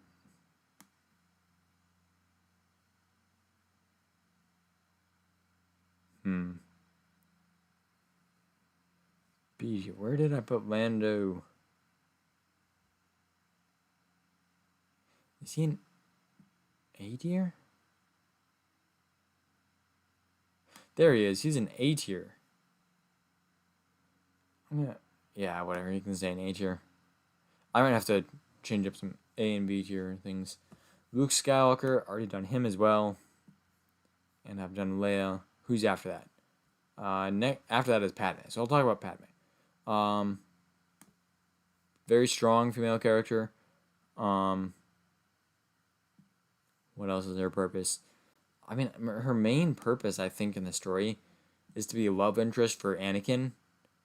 And just something for him to focus on, to let George Lucas tell the story of Anakin. But, wait, have I done Leia yet? I haven't done Leia. Okay, I'll do her in a second. Padme, so I think that's her purpose. And I think, like, that's why she was originally conceived. But it doesn't feel like that, because she has so much personality. And so I think she was done really well to where she could have just been like this Princess Peach, is just standard classic princess who's there just for the main character to get the girl at the end. But she was done in such a way that she was made interesting. I don't think she was done that well in Revenge of the Sith. And obviously the whole romance arc in Attack of the Clones. See, the problem is in the movies, it's just not believable that she falls for Anakin. And that brings her down a lot. I'm going to say B tier for her. But at the same time, she could have just been like the classic Princess Peach. Like, oh, wow, you're so heroic. I'm going to love you now. But she actually has some character. All right, next we have Leia, who I don't think I've done yet. So she is obviously one of the main characters. She's got a lot of personality like her mother. She's almost, I would say, a Mary Sue because of how selfless she is. But at the same time, she also has a lot of, I guess, not anger, but just she lets out her frustration a lot against people. She gets fed up with them really quickly, and so that's, I guess, her character flaw. Um, the other thing is she's just not powerful. Sure, she's like smart and stuff, but so it's hard. It's hard for her to be overpowered in that sense. So yeah, she does have weaknesses, but I think it's good that she starts there. She doesn't really have that much of a character arc. Um, like if you think about it, she's, I guess, just a calmer version of herself. At the end of episode 6 than she was at the beginning of episode 4, but at the same time, it's not like she had a lot of character development there. She just grew into that type of a person as she aged, which makes sense. As you get older, generally you slow down a bit and start to think more. I'm gonna say A tier. And of course in the sequels, she was going great, and then Carrie Fisher sadly passed away, and yeah, and then episode 9 she was not quite as good. And I know that was gonna be the movie where they focused on her, so she could have been really good, but yeah, sadly, Carrie passed away. All right, moving on. Plo Koon. Plo Koon is interesting. I'm gonna say B tier for him. He's. I know he's a really cool character, but that's pretty much all he is a cool character, to be honest. Like he's a very classic Jedi. Poe Dameron. He's witty. He's fun to watch. Acting was good. I'm gonna say C tier. I think the biggest problem with Poe is the first movie he wasn't supposed to live, and so he doesn't have a character arc. Second movie, his character arc doesn't make any sense. Well, it makes sense, but the execution doesn't make any sense. Third movie, they don't have anything to wrap up anymore, and they reveal that I'm bringing him down to D tier. They reveal that he's a former spice runner, which they later have to figure out how that fits into canon because they had literally already given him a backstory. But of course, the movies don't care what the books and comics say, so now the books and comics have to dance around that, like, oh, I'm a spice runner thing, while also maintaining the canon. It's ridiculous how Disney wipes away Legends and they say, okay, now we're gonna give you just a seamless story where we're not gonna conflict anything, and now look where we are. We're conflicting stuff. We have backstories that need to be filled in because they didn't come up with a plan for the sequels, and I don't know what Dave Filoni's excuse is, to be honest. He generally explains things eventually, but yeah, it's tough. Palm Krill, S tier. I mean, everyone hates him. Enough said. His whole point is that he's supposed to be hated. And sure, he seems kind of evil for the sake of evil, but at the same time, he has perfected that trope. Alright, we got Leia again, who I already discussed. She's going in A tier still. Kira. Where to put Kira? So Kira is... what to say about Kira? I would say that she's interesting. She's got character, but they don't do a lot with that character. I'm going to say B tier. Like, she's just kind of who she is, and that's it. Qui-Gon Jinn. I'm going to say A tier for Qui-Gon Jinn. I could put him in S tier, but I feel like a lot of the love for Qui-Gon Jinn just comes from the fact that he is such a good example of a Jedi, and it's easy to mistake like that type of goodness for being into, I guess, a impactful character. Like, he doesn't really impact me that much. I just like seeing him because he's competent. I mean, like, not just like barely competent, like Zeb is competent, but like he's actually really smart and not smart. He's wise, and I think that's why I like him. But it's not enough to make him like an S tier character. R2D2 on the other hand is so smart, and that's like he's so witty too. Like I mean, like if you could hear what he was saying, you'd be laughing all around. I mean, he's got the best like witty insults you've ever heard. It's great. Oh man, R2, such a prankster. And when he beats up those super battle droids in Revenge of the Sith, wow, those get man. R2, he's just so like quick-witted. He's got good street smarts. All right, we have the Rancor, who obviously is like has one of the best character arcs ever. I mean, he meets up with Luke. He's been a slave all his life. He's starved. He needs to eat something. But I mean, it's that or he has to choose between himself and the galaxy because he knows, like he had like a force vision or something, so he knows Luke is kind of vital to the rebellion. So he's got to sacrifice himself, but at the same time, he has to make it look like Jabba is, or like he has to make it look like he's actually trying. And Luke can't know because he knows that if Luke knows, Rancors can time travel if you didn't know. So, he knows that if like Luke figured out that, he was like supposed to save the galaxy, like it would change history and Luke wouldn't save the galaxy anymore because he'd be too confident. He'd be like, "Oh, this is my chance to kill the Emperor. I guess I mean that was what I was designed to do. I'll just do it." And that's what happens if he reveals himself. The Rancor has to make it really convincing while sacrificing himself, and also he's starving, so he really wants to eat Luke. And yet he makes that self-sacrifice. So it's just a really impactful death for that Rancor. All right, next up we have Rey, who a lot of people criticize as a Mary Sue. I go back and forth on this. Because on the one hand, she is really powerful with the Force. On the other hand, she's really selfless, especially for someone who grew up on Jakku. And on the other hand, she doesn't really accomplish that much. Which is kind of sad to think about that. She's really powerful, and she's really morally, I guess, perfect. But she doesn't really do that much. Like, Luke accomplishes more.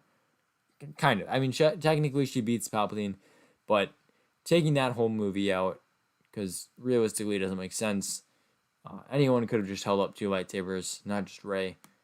And yeah, I'm gonna say D tier. Sorry, Rey. Oh, this guy, he's from Solo. He's the pilot before Han Solo. He was really cool. I liked him. I mean, we don't know him very long, but his death is so impactful. It's so sad. Oh, man. He's S tier for sure. And again, this is not me saying, oh, I like him as a character better than Anakin. This is me saying, no, he accomplished what he was meant to accomplish as a character better than Anakin did. All right, next we have Rose. F tier. So, The Last Jedi introduces us to Rose, the technician. She's not a pilot. She's not she doesn't have an interesting backstory. I mean, she does, but it's like not a warrior type backstory. And so I think that's a plus if they played on it more. But they didn't really play on that very much. The other thing is she's very preachy, and it feels like she's preaching to the audience rather than to Finn. She's telling Finn, an ex-stormtrooper of the First Order era, about the problems with child labor and like the problems with war, and it's just like, why are you telling Finn this?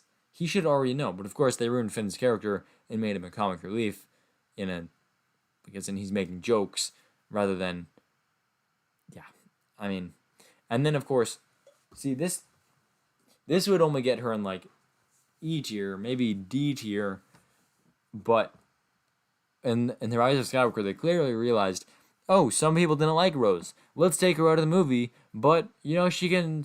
That's not like we can't just make her disappear. So we'll just have her stay behind and look at old Star Destroyer specs. That'll be great. Instead, it's like it's one of the things that contributes to the sequel trilogy feeling like a tug of war between Rian Johnson and J.J. Abrams, and it just doesn't work. All right, next we got Sabine Wren, who for the first like 2.5 seasons of Rebels was just the cool Mandalorian person, but then we got the episode Trials of the Darksaber, where she became like my favorite character in Rebels for like 3 episodes straight. It was really crazy because I remember I was rewatching it like last year or something, and I got to that part and I was like, wow, I do not remember this episode very vividly. This is really, really good. It's really, really well done. The music as well is just, it's so good. Such a, I don't know, an emotional melody. And I'm really looking forward to seeing her in Ahsoka in the Ahsoka show, which I assume that's what they're doing with that show. They might not be doing that time period. But I feel like Chapter 13 of The Mandalorian was a pretty big indicator. That's what they're planning to do, is find Ezra. And Thrawn, of course, as well. All right, next we have, what's this guy's name? He's a Kowakian monkey lizard. Salacious Crumb. Yeah, that's it. Yeah, he's... I guess he's meant to be like the annoying Kowakian monkey lizard bad guy, and he does that pretty well. Like, he's annoying, but in a good way. Like, you can tell he's frustrating to the characters. I don't know. I like him. I know, or I suppose I don't know. I heard once that he's not very popular. I don't know if that's just what the guy was saying, and that's not a widely held belief. But I really liked him. As like again, this is not me saying he's a super in-depth character and he's way better than Anakin Skywalker. No. For what he's meant to do, he's really good. Satine Cries. Oh, man. This is interesting. This is part of what makes Obi-Wan's character great. And sure, she's not that interesting on her own. Still decent, but not that interesting on her own. But the fact that she can elevate Obi-Wan to where he is at S tier makes her a lot better. I am still going to put her in B tier. She's just not that interesting on her own, but the way she impacts Obi-Wan is great.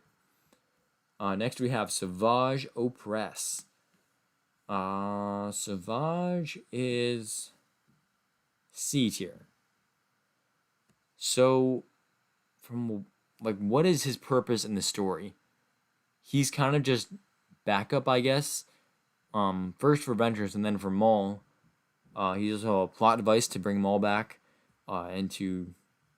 Yeah, I don't know. So, I mean, he doesn't have that much character. He's interesting. I feel like he has gotten a good presence, but not that much development or interestingness. So, yeah. C tier. Shmi Skywalker, same thing. C tier. Not that interesting. She's compassionate and seems like a good mother, but not that interesting. Snoke, C tier. I almost put him in B tier. Because I do like, he's got good presence. He's very menacing. He just has this, like, dangerous aura about him. But then in Rise of Skywalker, they're like, oh yeah, he's a strand cast. What? What's a strand cast? It's like they're growing more Snokes. Why don't you just unleash Snokes upon the galaxy? Why are they coming out of the tube all scarred and old? Yeah. Snoke. C tier, his backstory is not handled well. Stormtroopers. Honestly, Stormtroopers are one of those things that everyone just tolerates. Like their bad aim, their cannon fodderness. I mean, I almost put them a lot higher, just because they are such a, like, symbol of Star Wars. They're so recognizable. But taking a closer look at them, they don't really deserve all that notoriety. You know, C tier because they're recognizable. Like, it takes a lot to make a character iconic, and yet Stormtroopers, despite acting the way they do, they are still iconic. All right, next up we have Beckett, from Solo, who I really liked. I don't think he's quite S tier. He is almost a main character. He's like a mentor character. So naturally, he's gonna be, he should be one of the best characters. But at the same time, it's of Solo, a Star Wars story, which not the most needed movie. So the fact that they were able to make Beckett so interesting is pretty cool. Yeah, A tier for him. Next, we have the person who I don't really know, Beckett's girlfriend or wife or whatever. E tier, maybe D tier. Then I'm grading on how they did considering their role. I'm gonna say B tier, because honestly, there was not really that much interesting with her, but there wasn't supposed to be. I think her death was more for Beckett than it was for her. Next, we have a Wampa, who again is just such a moral dilemma. A lot of these time traveling animals, they have like this crazy thing. Like both the Wampa and the Rancor, they come across Luke and they're like, "Man, I'm really hungry. I really gotta eat," but at the same time, I gotta let this guy live. It's kind of like his point in the galaxy to, like, help be a catalyst to bring balance to the Force. It's just this really crazy moral dilemma, and just like a matter of like a few minutes that you see them, you get this really in-depth personality. You can see their struggle, and you can see there's like them learning to accept that they're animals and they're not important because they're not very intelligent, and intelligent species are more important. Like humanity is much more important than animals. Speaking of that, we got Ewoks. Ewoks would have been cooler as Wookiees, but also more expensive. If you didn't know, that was the original plan. At least that's what I've heard. Ewoks, they're cool. I like that they're like semi-sentient. That's interesting. Or maybe they're just like a newer, more primitive species, or maybe they just didn't. Maybe there's just like no metal on Kashyyyk, and so they couldn't really advance to the next age, and so they're stuck in the Stone Age. Then again, this is Wicket, not Ewoks. So Wicket, yeah, he's got a lot of personality for just being like non-English speaking. That's something that I think George Lucas does really well, is giving non-speaking characters a lot of personality. Let me say A tier for what he was. There's a few moments where it's like, this is kind of childish, but for the most part, it's still childish, but it's childish in a good way. All right, we got the Watto, who I think he was well handled. A lot of people don't like Watto, which is kind of his purpose, so that's good, I guess, that people don't like him. Not S tier though, A tier, I'm gonna say. Although what's unique about him, one could make him better. I think his betting thing is really unique. It's also important to the plot, but I think it's really good because it connects to the plot. I don't know. I feel like they could have made him more like understandable, I guess. And I don't mean like get rid of his accent. That's not what I'm saying. I'm saying like his motives more believable, because he just kind of seems to evil, so selfish. Like, sure, slaves are convenient, but you're like forcibly taking away someone's free will. That's clearly morally not good. So I think they could have done more there, but A tier for him. Master Yoda. Oh, I like Master Yoda. I'm gonna say he's in A tier. So in The Empire Strikes Back, he's the old wise guy, even more than Obi-Wan, and he's got just so much wisdom. But they do something really interesting with him. And I'm moving up to S tier. They do something really interesting with him, where you first meet him, as this crazy guy who's like playing with Luke's food and his flashlight, and then like he's just really annoying, and it like, and then it's revealed eventually that he's Master Yoda, and he's basically testing. He's essentially testing Luke's patience, which sure it's annoying, but he's got to test Luke's patience because patience is important to a Jedi, and so he does that, and we sort of see just this level of wisdom, but yet this playfulness and this knowledge. And you just get the sense that this guy is like a really good Jedi. The other thing is he's so old. That's very interesting as well. I think looking at, I guess, sentient species with different lifespans is always pretty interesting. And I don't think Star Wars delves into this a lot, but a lot of times what they'll do is they'll have the characters that live a long time be less ambitious and just more patient. Like it makes sense. If you live for 900 years, you don't need to rush around trying to get stuff done.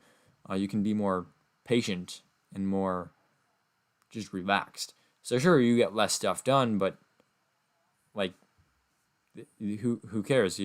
It's more comfortable on the way, and it's more satisfying on the way. So yeah, I think Yoda doesn't quite have that as much, but I think he still has a little bit of that. I think they could play more into his just how old he is. I mean, 900 years old is a long time. So yeah, I think they could play more than that, but other than that, it's great. And then in the prequels, he even has a character arc there where he sort of learns that the Jedi have kind of fallen.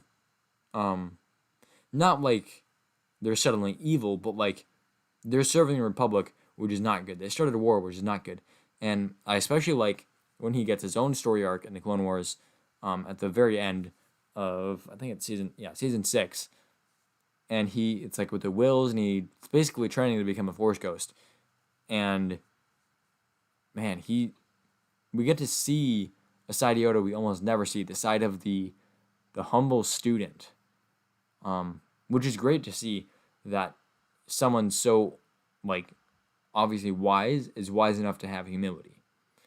So that's cool to see as well. I like Yoda's character, S tier. I might be a bit biased there with that rating, but hey, it's all subjective. We got Boba Fett again, and Han Solo and Lando. After that, we have Zero the Hutt. So I'm just going to move these guys to the other Boba Fett's and other, because we've already rated these guys. But while I do that, I'm going to talk about Zero. I don't like Zero that much. He's kind of annoying, to be honest. So, I guess his point is to be the Jabba the Hutt for the Clone Wars, which is kind of sad. He's kind of complaining all the time and just not that cool of a character. If you ask me, I don't like. He's just annoying. He doesn't have any depth. He's not like menacing. He's not funny. Like, characters who complain all the time can be funny. Like, this is, I don't know, maybe not the best example, but Matt from Wheel of Time, or Matt from Coffin, he's often complaining, like, in his head about things that other people do that he does. Also Nynaeve as well, which I'm reading that book series right now, so they're, like, top of my mind. But anyways, they're always complaining about things that other people are doing, that they're doing, and it's funny because of the irony. So yeah, that can be done well. Also, yeah, I can't remember who says this, but I remember vividly, like, times where people complaining is funny. But I can't put a name or a face to it. Yeah, but Zero is not funny to me. He's just kind of annoying and whiny. I'll give him an E. Zori Bliss, based on just the movie, E tier. F tier, actually. So the problem with Zori is she shows up and she's like, "All right, Poe Dameron, give me one reason why I shouldn't blow your brains out right here." And then just a few seconds later, after Rey like gets her at saber point, like she's like, "Okay, fine." And it's not like, "Oh, you threatened me, fine." It's like, "Oh, wow, you did something strong. You're a strong female character. I like you." Mary Sue, um, like, is she just switch her motives like that, and then not only that, but she goes from being about to shooting Poe Dameron in the head to giving him the captain's medallion, which Poe Dameron has never even seen a real captain's medallion, and he's fighting the First Order, so that thing must be very rare, very like useful, and yet she's willing to give it to him. Why? It's and the book helps a little bit with this. But even in the book, there wasn't that much. I'm gonna give her an F. She could be an E, but I'm gonna give her an F. I'm not sure. Callus, Agent Callus from Rebels. So he started as a generic bad guy. Eventually, he actually becomes a Fulcrum agent and a good guy. I'm gonna say B tier. I think he could have been given more time or made a little bit more interesting, but he's decent. Oh man, I don't remember this guy's name. It's the little droid BD1. That's what it is. BD1 from Jedi Fallen Order, the little droid that gives you um, healing chemicals that aren't Bacta. I don't know. The problem I have with that is, if that's a thing, then why don't people use it more outside of the game? And I get it's a game mechanic, but it's better than force healing. So they introduced that, so why not use force healing now, right? I don't know. Okay, so we got BD1, cute droid. I've heard a lot of sentiment that he's like super cute droid. I'm gonna put him in C tier. He's just a cute droid, I guess. Cal Kestis is next. Jedi Survivor ends up deciding not to teach Jedi children in fear of the Empire finding them and basically taking away their choice. That's an interesting idea to have. I guess I'm looking forward to seeing more from him, and this is probably something that is a consequence of him being a game character.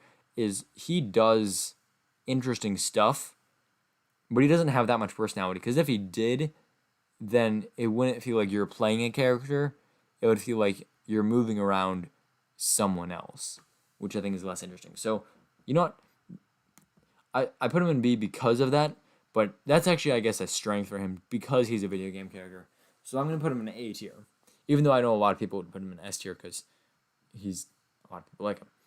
And I see why. I just don't like him as much. Bo-Katan. Honestly, only in B tier. I mean, she's just not that interesting, I guess. Yeah, I mean, she's cool. She has the interesting thing where she's sibling to Satine, but she's not really that interesting to me. Sierra Junda.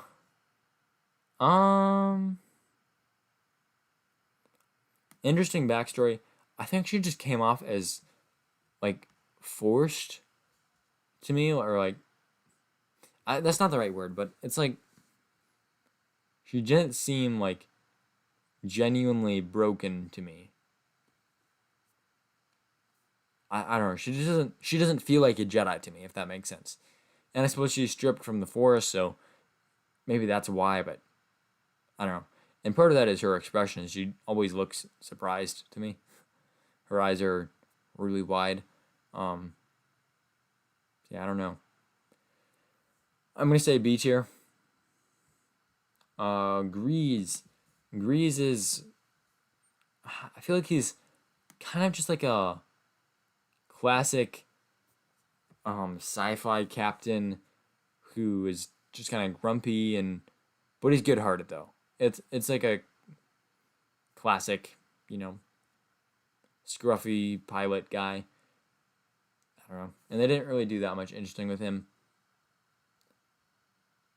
Is this Iden Versio? Iden Versio, honestly, she's actually a really good character. If you read the book, I think it's called Inferno Squadron. Um, it goes in depth. Her parents were really strict and really demanding, and because of that, she becomes that as well. Um, and eventually, she turns to the rebellion, which it's been a long time since I've watched those playthroughs, so I don't remember if that was convincing, but the book was good. Yeah, so A tier, possibly even S tier. Though considering I don't remember the video game, I'm guessing it wasn't quite as good as the book, so I'm gonna leave her an A tier. All right. Well, what's this person's name? The Night Sister from Jedi Fallen Order. I'm gonna put in B tier. So what is it, like Marin or something? I don't know. Yeah. So we see her in Jedi Fallen Order, and she is kind of shy and timid, and we see her near the end, so we don't really get to know her that well. But that makes sense that has this personality, considering what happened to her people and what she's been through. So that's why I think she's good, but we just don't know her that well yet. So maybe A tier. I'm gonna say B tier though. All right, Pre Vizsla. I'm gonna put him in C tier. He's interesting, and I like that he and Maul were like plotting against each other the entire time, and then they both kind of fought each other, and he lost. It was cool. Then you have, who's this? Martez. What is it? I don't remember their names. I'll just do the Martez sisters both at once. They're both tropey. The younger optimistic sister and the older realistic sister. I mean, maybe they'll do more with them in the future. I'm gonna put them at C. They're cool, but not that interesting to me. Next is, laying in this guy's name. Should know this. Saw Gerrera, that's his name.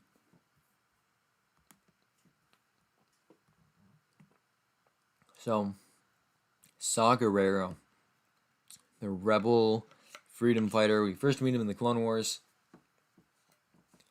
I'm gonna say B tier. He's interesting. The death of Stila Gerrera was handled well. His appearance in Rebels was pretty good as well. All the stuff there with all the partisans was good. Then in, what's it called? Oh man, I forget what the book is called. The one with Jyn Erso as the main character that basically tells the story between when Saw Gerrera picks her up and when he leaves her. That whole story he's great in that. Yeah, I'm gonna move him up to A tier. And then in what do you call it? Rogue One, he's good there too. Not as good, but he's still good. Alright, Grand Inquisitor. I gotta say, this guy at first felt like a tropey villain, just a main bad guy. But he was good. I'm gonna put him in A tier. He is menacing, but he's not like powerful. He's smart, but he's not like outwitting them like Thrawn would. He just can understand them, and as a result, I guess just fights better. Now we have the second sister, who and again, I don't know. I'll put her in A tier, and I know a lot of people put her higher, but we've just seen her kind of character before, like betrayed by her master, turns to the dark side. It's just kind of standard bad guy at this point. Heard in the past, so I'm gonna become a bad guy. All right, Admiral Akbar. Do we see him before episode 6? I don't think so. I don't think he's main character in any books. Usually he's just there for a cameo. Um, I'm gonna say A tier. He's just one of those characters that just receives this status as a great character for doing literally nothing. So, and that's like the perfect background character. Well, I mean, sometimes. Sometimes they kind of steal the spotlight, and then it's like, well, I didn't mean for this guy to be so interesting to you. Now I have to do something with them. But I think they handled him pretty well, except in The Last Jedi when they just killed him. That was kind of abrupt, considering how the fandom treats him. But he's cool, and yet he's a background character. That's a pretty notable feat. Now we have Bail Organa, who I think is another. He's a character who's very noble. He's very regal, and so he's cool, but at the same time he's almost too cool, and so he's back down to just being nice. So I'm gonna put him in B tier. Beru, Aunt Beru. So in the original movie, I would say A tier. What about in? I would say in episode 2, she's A tier as well. I'm gonna say A tier for her. Yeah, not much to say about her. I mean, she is the aunt and the guardian of Luke Skywalker, but she's not around for long, sadly, or I guess happily for us, because we get to see a nicer story because of it, which is an interesting thought. What is it? Cobb Vanth. Oh yeah, leader of Freetown. I'm gonna call it that. Not Mos Pelgo. What is this? All right, I'm gonna say Cobb Vanth is B tier. He is a cool character, but he's doesn't have that much depth, to be honest. Darth Malak, Darth Nihilus, Darth Revan, they're all legends, and I could evaluate their stories. I know a lot about Revan. I actually read his book, the Darth Revan book, because I mean I really liked Revan just from Antoine Bandelli's Versus series, because he would always start with a story, and I just was like, oh, that's a really cool story, and so I read his book. Like I didn't know he had a book, and then I found out he had a book, and I'm like, oh wow, I'm gonna read that. So I got it from the library, read it. One of the first Star Wars books I read, actually. So that was cool, but yeah, I don't know. I'm probably not gonna rate them because I usually keep everything canon in this. So yeah, I might give him a letter. I'll say A for him, but keep in mind I haven't played the game, which is the bulk of his storytelling. So yeah, Dengar. E. He doesn't even look cool. Honestly, I don't know. Was it Dexter Jetster? I'm gonna say he has the potential to be A or even S tier, but for now I'm gonna put him in B tier. All right, then we have, what's this guy's name? Owen, who I'm gonna put right next to Beru. They should always be next to each other. They just fit so well. Pago the Lesser. This guy, very interesting.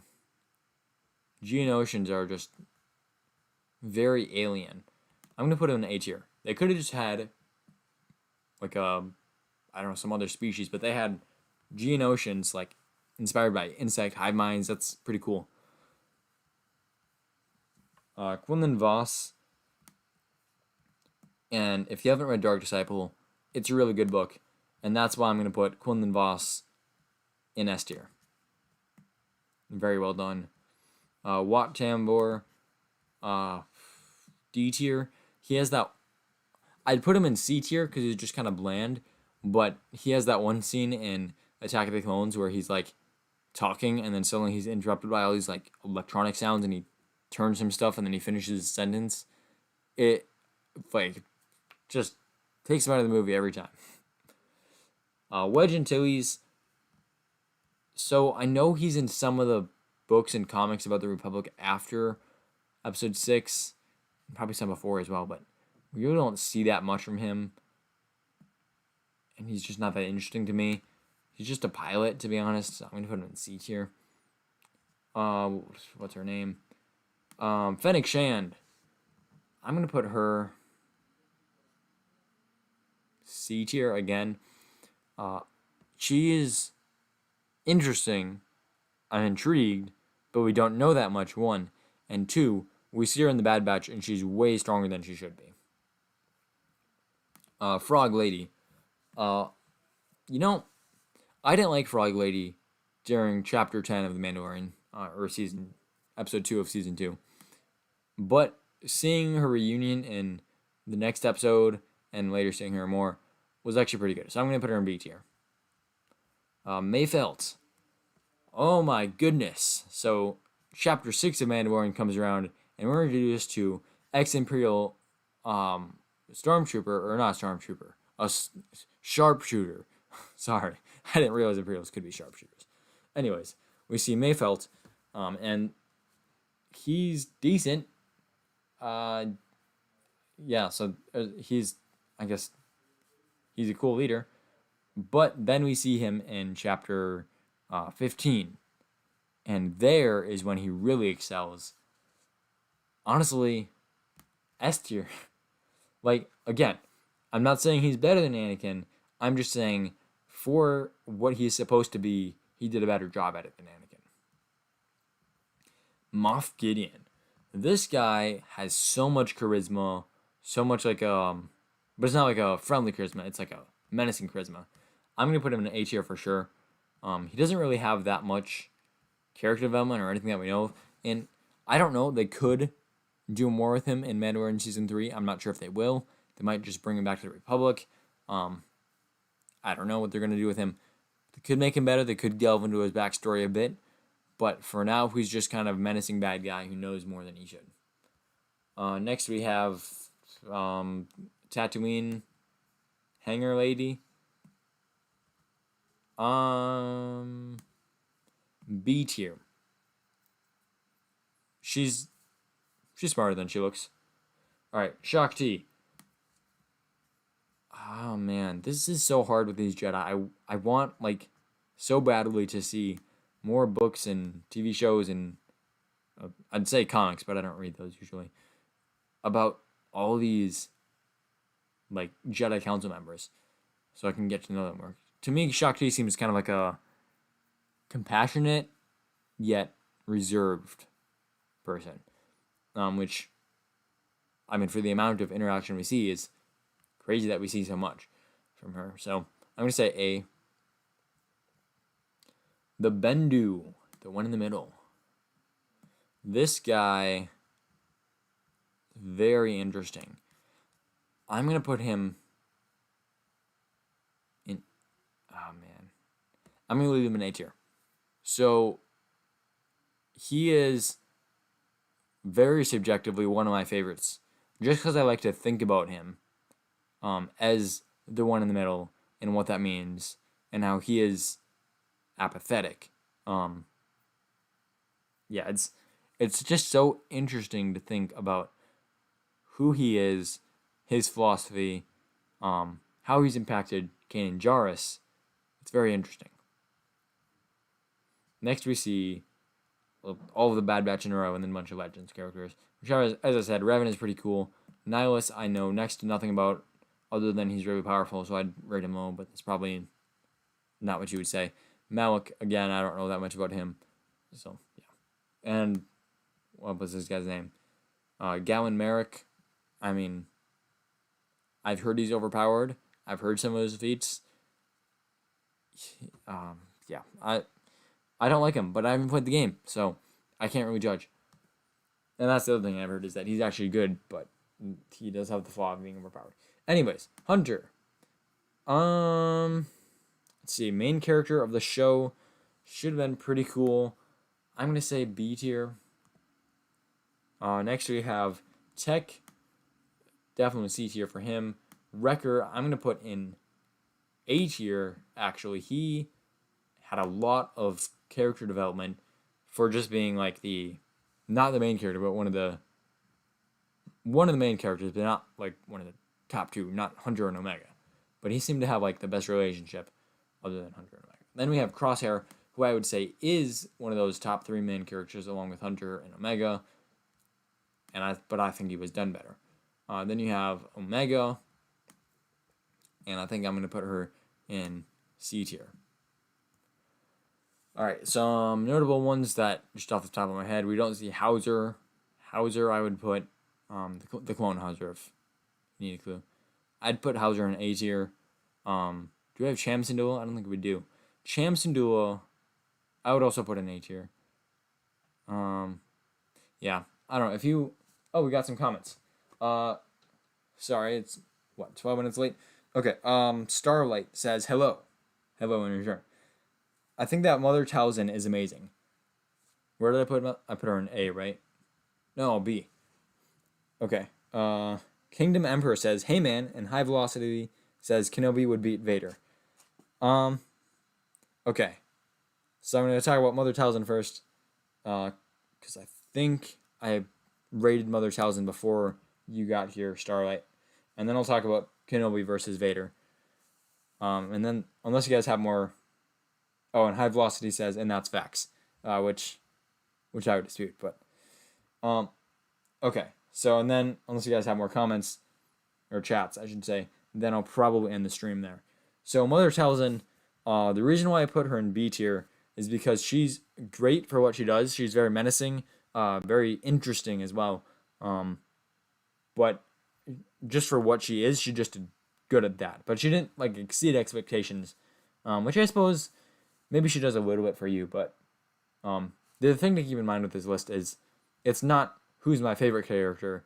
It's did these characters impact me relative to like main character status or main villain status or just background character. Like Babu Frick, background character, could have been just this lame mechanic guy who we know nothing about, and yet we get Babu Frick, who everyone loves. Yeah, so that's Talzin and my thoughts on her. Next we have, Clone Wars Obi-Wan, of course.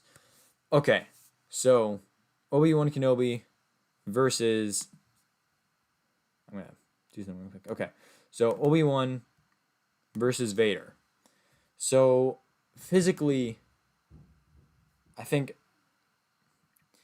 the big difference is strength, and I guess what is Obi-Wan's advantage physically? Like just pure physical, I guess speed, I guess. Thanks for the subscribing, of course, High Velocity. I think Obi-Wan is faster, of course. Vader is stronger. I think Vader would win in a pure physical fight. But I don't know. That one is probably the most debatable, I guess, one of all. Then you have the Force powers, which I think that's where Vader starts to dominate. Because he's more willing to use his powers. He's not, like Obi-Wan uses a strong Force push every now and then, but for the most part, he just uses his lightsaber. So, yeah, I mean, it can definitely be debated, but I just feel like, for the most part, Vader would win. And the other thing is, I don't know if you've seen my video on this, but yeah, and you even point out speed. That's probably Kenobi's biggest advantage. I don't know if you've seen my video on this, but in my video, I randomly picked a location, and it ended up being Hoth, which I think Vader would do extremely well again, because one, it stops Kenobi's speed. It makes him not able to move as effectively, because it's like deep snow. If you've ever tried running in snow, you've got to lift up your feet really high, especially if you're wearing boots. They're also heavier, whereas Vader's just used to being in boots. So suddenly speed becomes less of a factor. And then also there's endurance, which, sure, like, Obi-Wan's tough, but Vader he's just tougher. Like, there's no way Obi-Wan with his just pure human body can be tougher than Vader with his suit of armor, even though Obi-Wan is really tough. So yeah, back to the actual fight. Let's say they're fighting in, what do you call it? Utapau. Let's say they're fighting there. There, I think it's a much closer battle. I think Obi-Wan would, of course, start defensively with his defensive lightsaber style. Can't speak anymore. But he would start defensively with his lightsaber style, but then he would start to, I guess, if he starts defensively though, Vader's just gonna wear him down. And okay, High Velocity says yes, but Vader would want to duel. He wouldn't just use the Force on him. Obi-Wan would outsmart him. He's a much smarter fighter. Okay. So yes, I do think Vader would start with his lightsaber, but I think if one of them is to resort to the Force, I think it would be Vader. I mean, Obi-Wan does use, as I said, Obi-Wan does use a strong Force push every now and then, but for the most part, he doesn't. Whereas Vader is a lot more willing to use a Force throw, or a lightsaber throw, or Force choke, which I don't think is super likely, unless in the event that Kenobi is very worn down, in which case I think Vader would be willing to use a Force choke. But yeah, for the most part, I think he would resort to his lightsaber. As for tactics, I think you're not giving Vader enough credit as a tactician.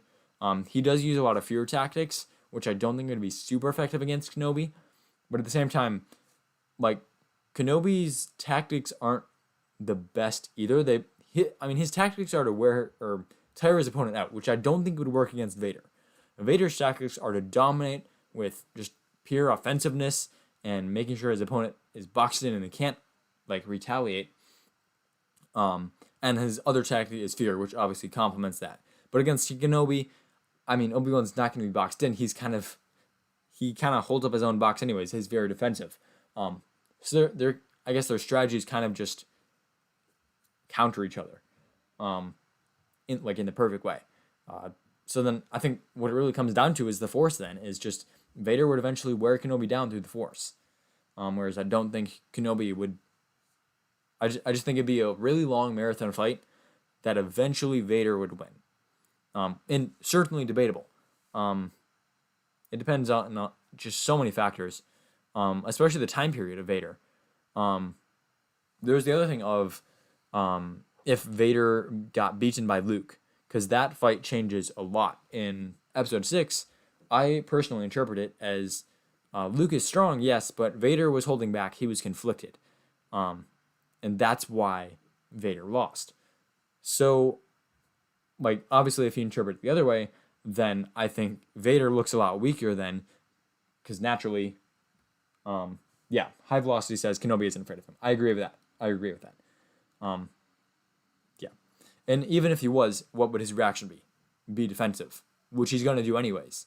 Or maybe it would be to attack. I think it'd be more instinctual to be defensive when you're afraid of something. But that aside, he's not afraid of him, so it doesn't matter. As I was saying, so if you interpret Luke as being able to beat Vader, the two going full out, then obviously it looks a lot better for Kenobi, as Kenobi is a lot better than Luke. But if you interpret it as Vader was holding back, if you look at Vader's fight with Ahsoka especially, that's a big one, because one of Vader's biggest weaknesses is, of course, his speed. But if he can beat Ahsoka, that means he can keep up with fast opponents. And I know part of that is that he was able to leverage his strength against Ahsoka, so it's not like he can keep up with every single fast opponent ever. But the point is that when he is able to keep up with speed through use of his leverage and his strength as well and his toughness, but also his reflexes are a huge factor in that battle. So I don't know. That's all the reasons why I think Vader would win. So funny you say that. All right, what about Anakin versus Vader? I actually made a video about that pretty recently. So yeah, check that out. I won't spoil it. I'll see if I can find it real quick and put a link in the chat. Actually, I need to use this. Okay. So I'll do that real quick. So yeah, that one, I did that, 2 weeks ago or something? It's actually, I think, my longest video, 26 minutes. So much longer than my original ones. Let's see. So yeah, if you got any other matchups, I'd love to hear it. I can talk about it here, or even if it's a pretty cool one, I can make a full video about it. Come on. The computer's not loading.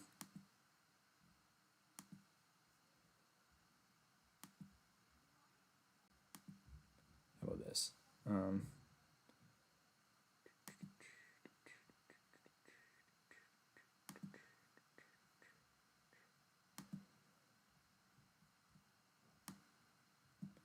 right. Temporarily, that adjustment while this loads. Okay.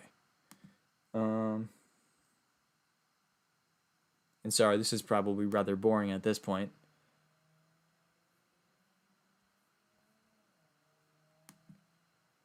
All right, what's chat saying? Anakin wins? Okay, okay. All right.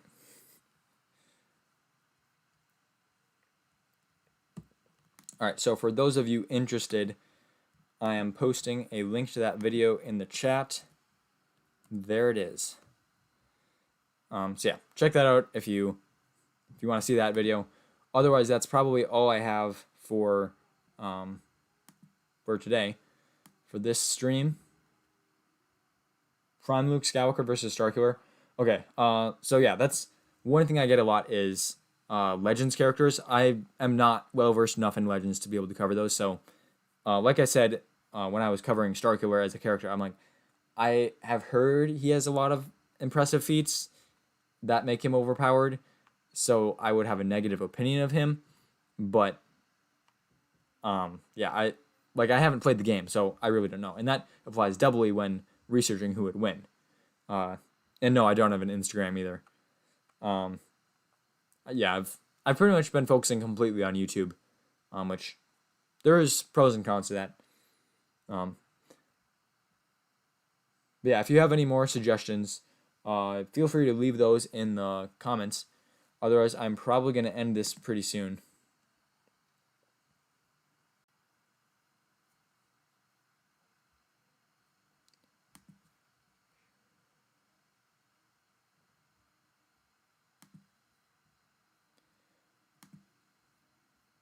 Nope, that's the...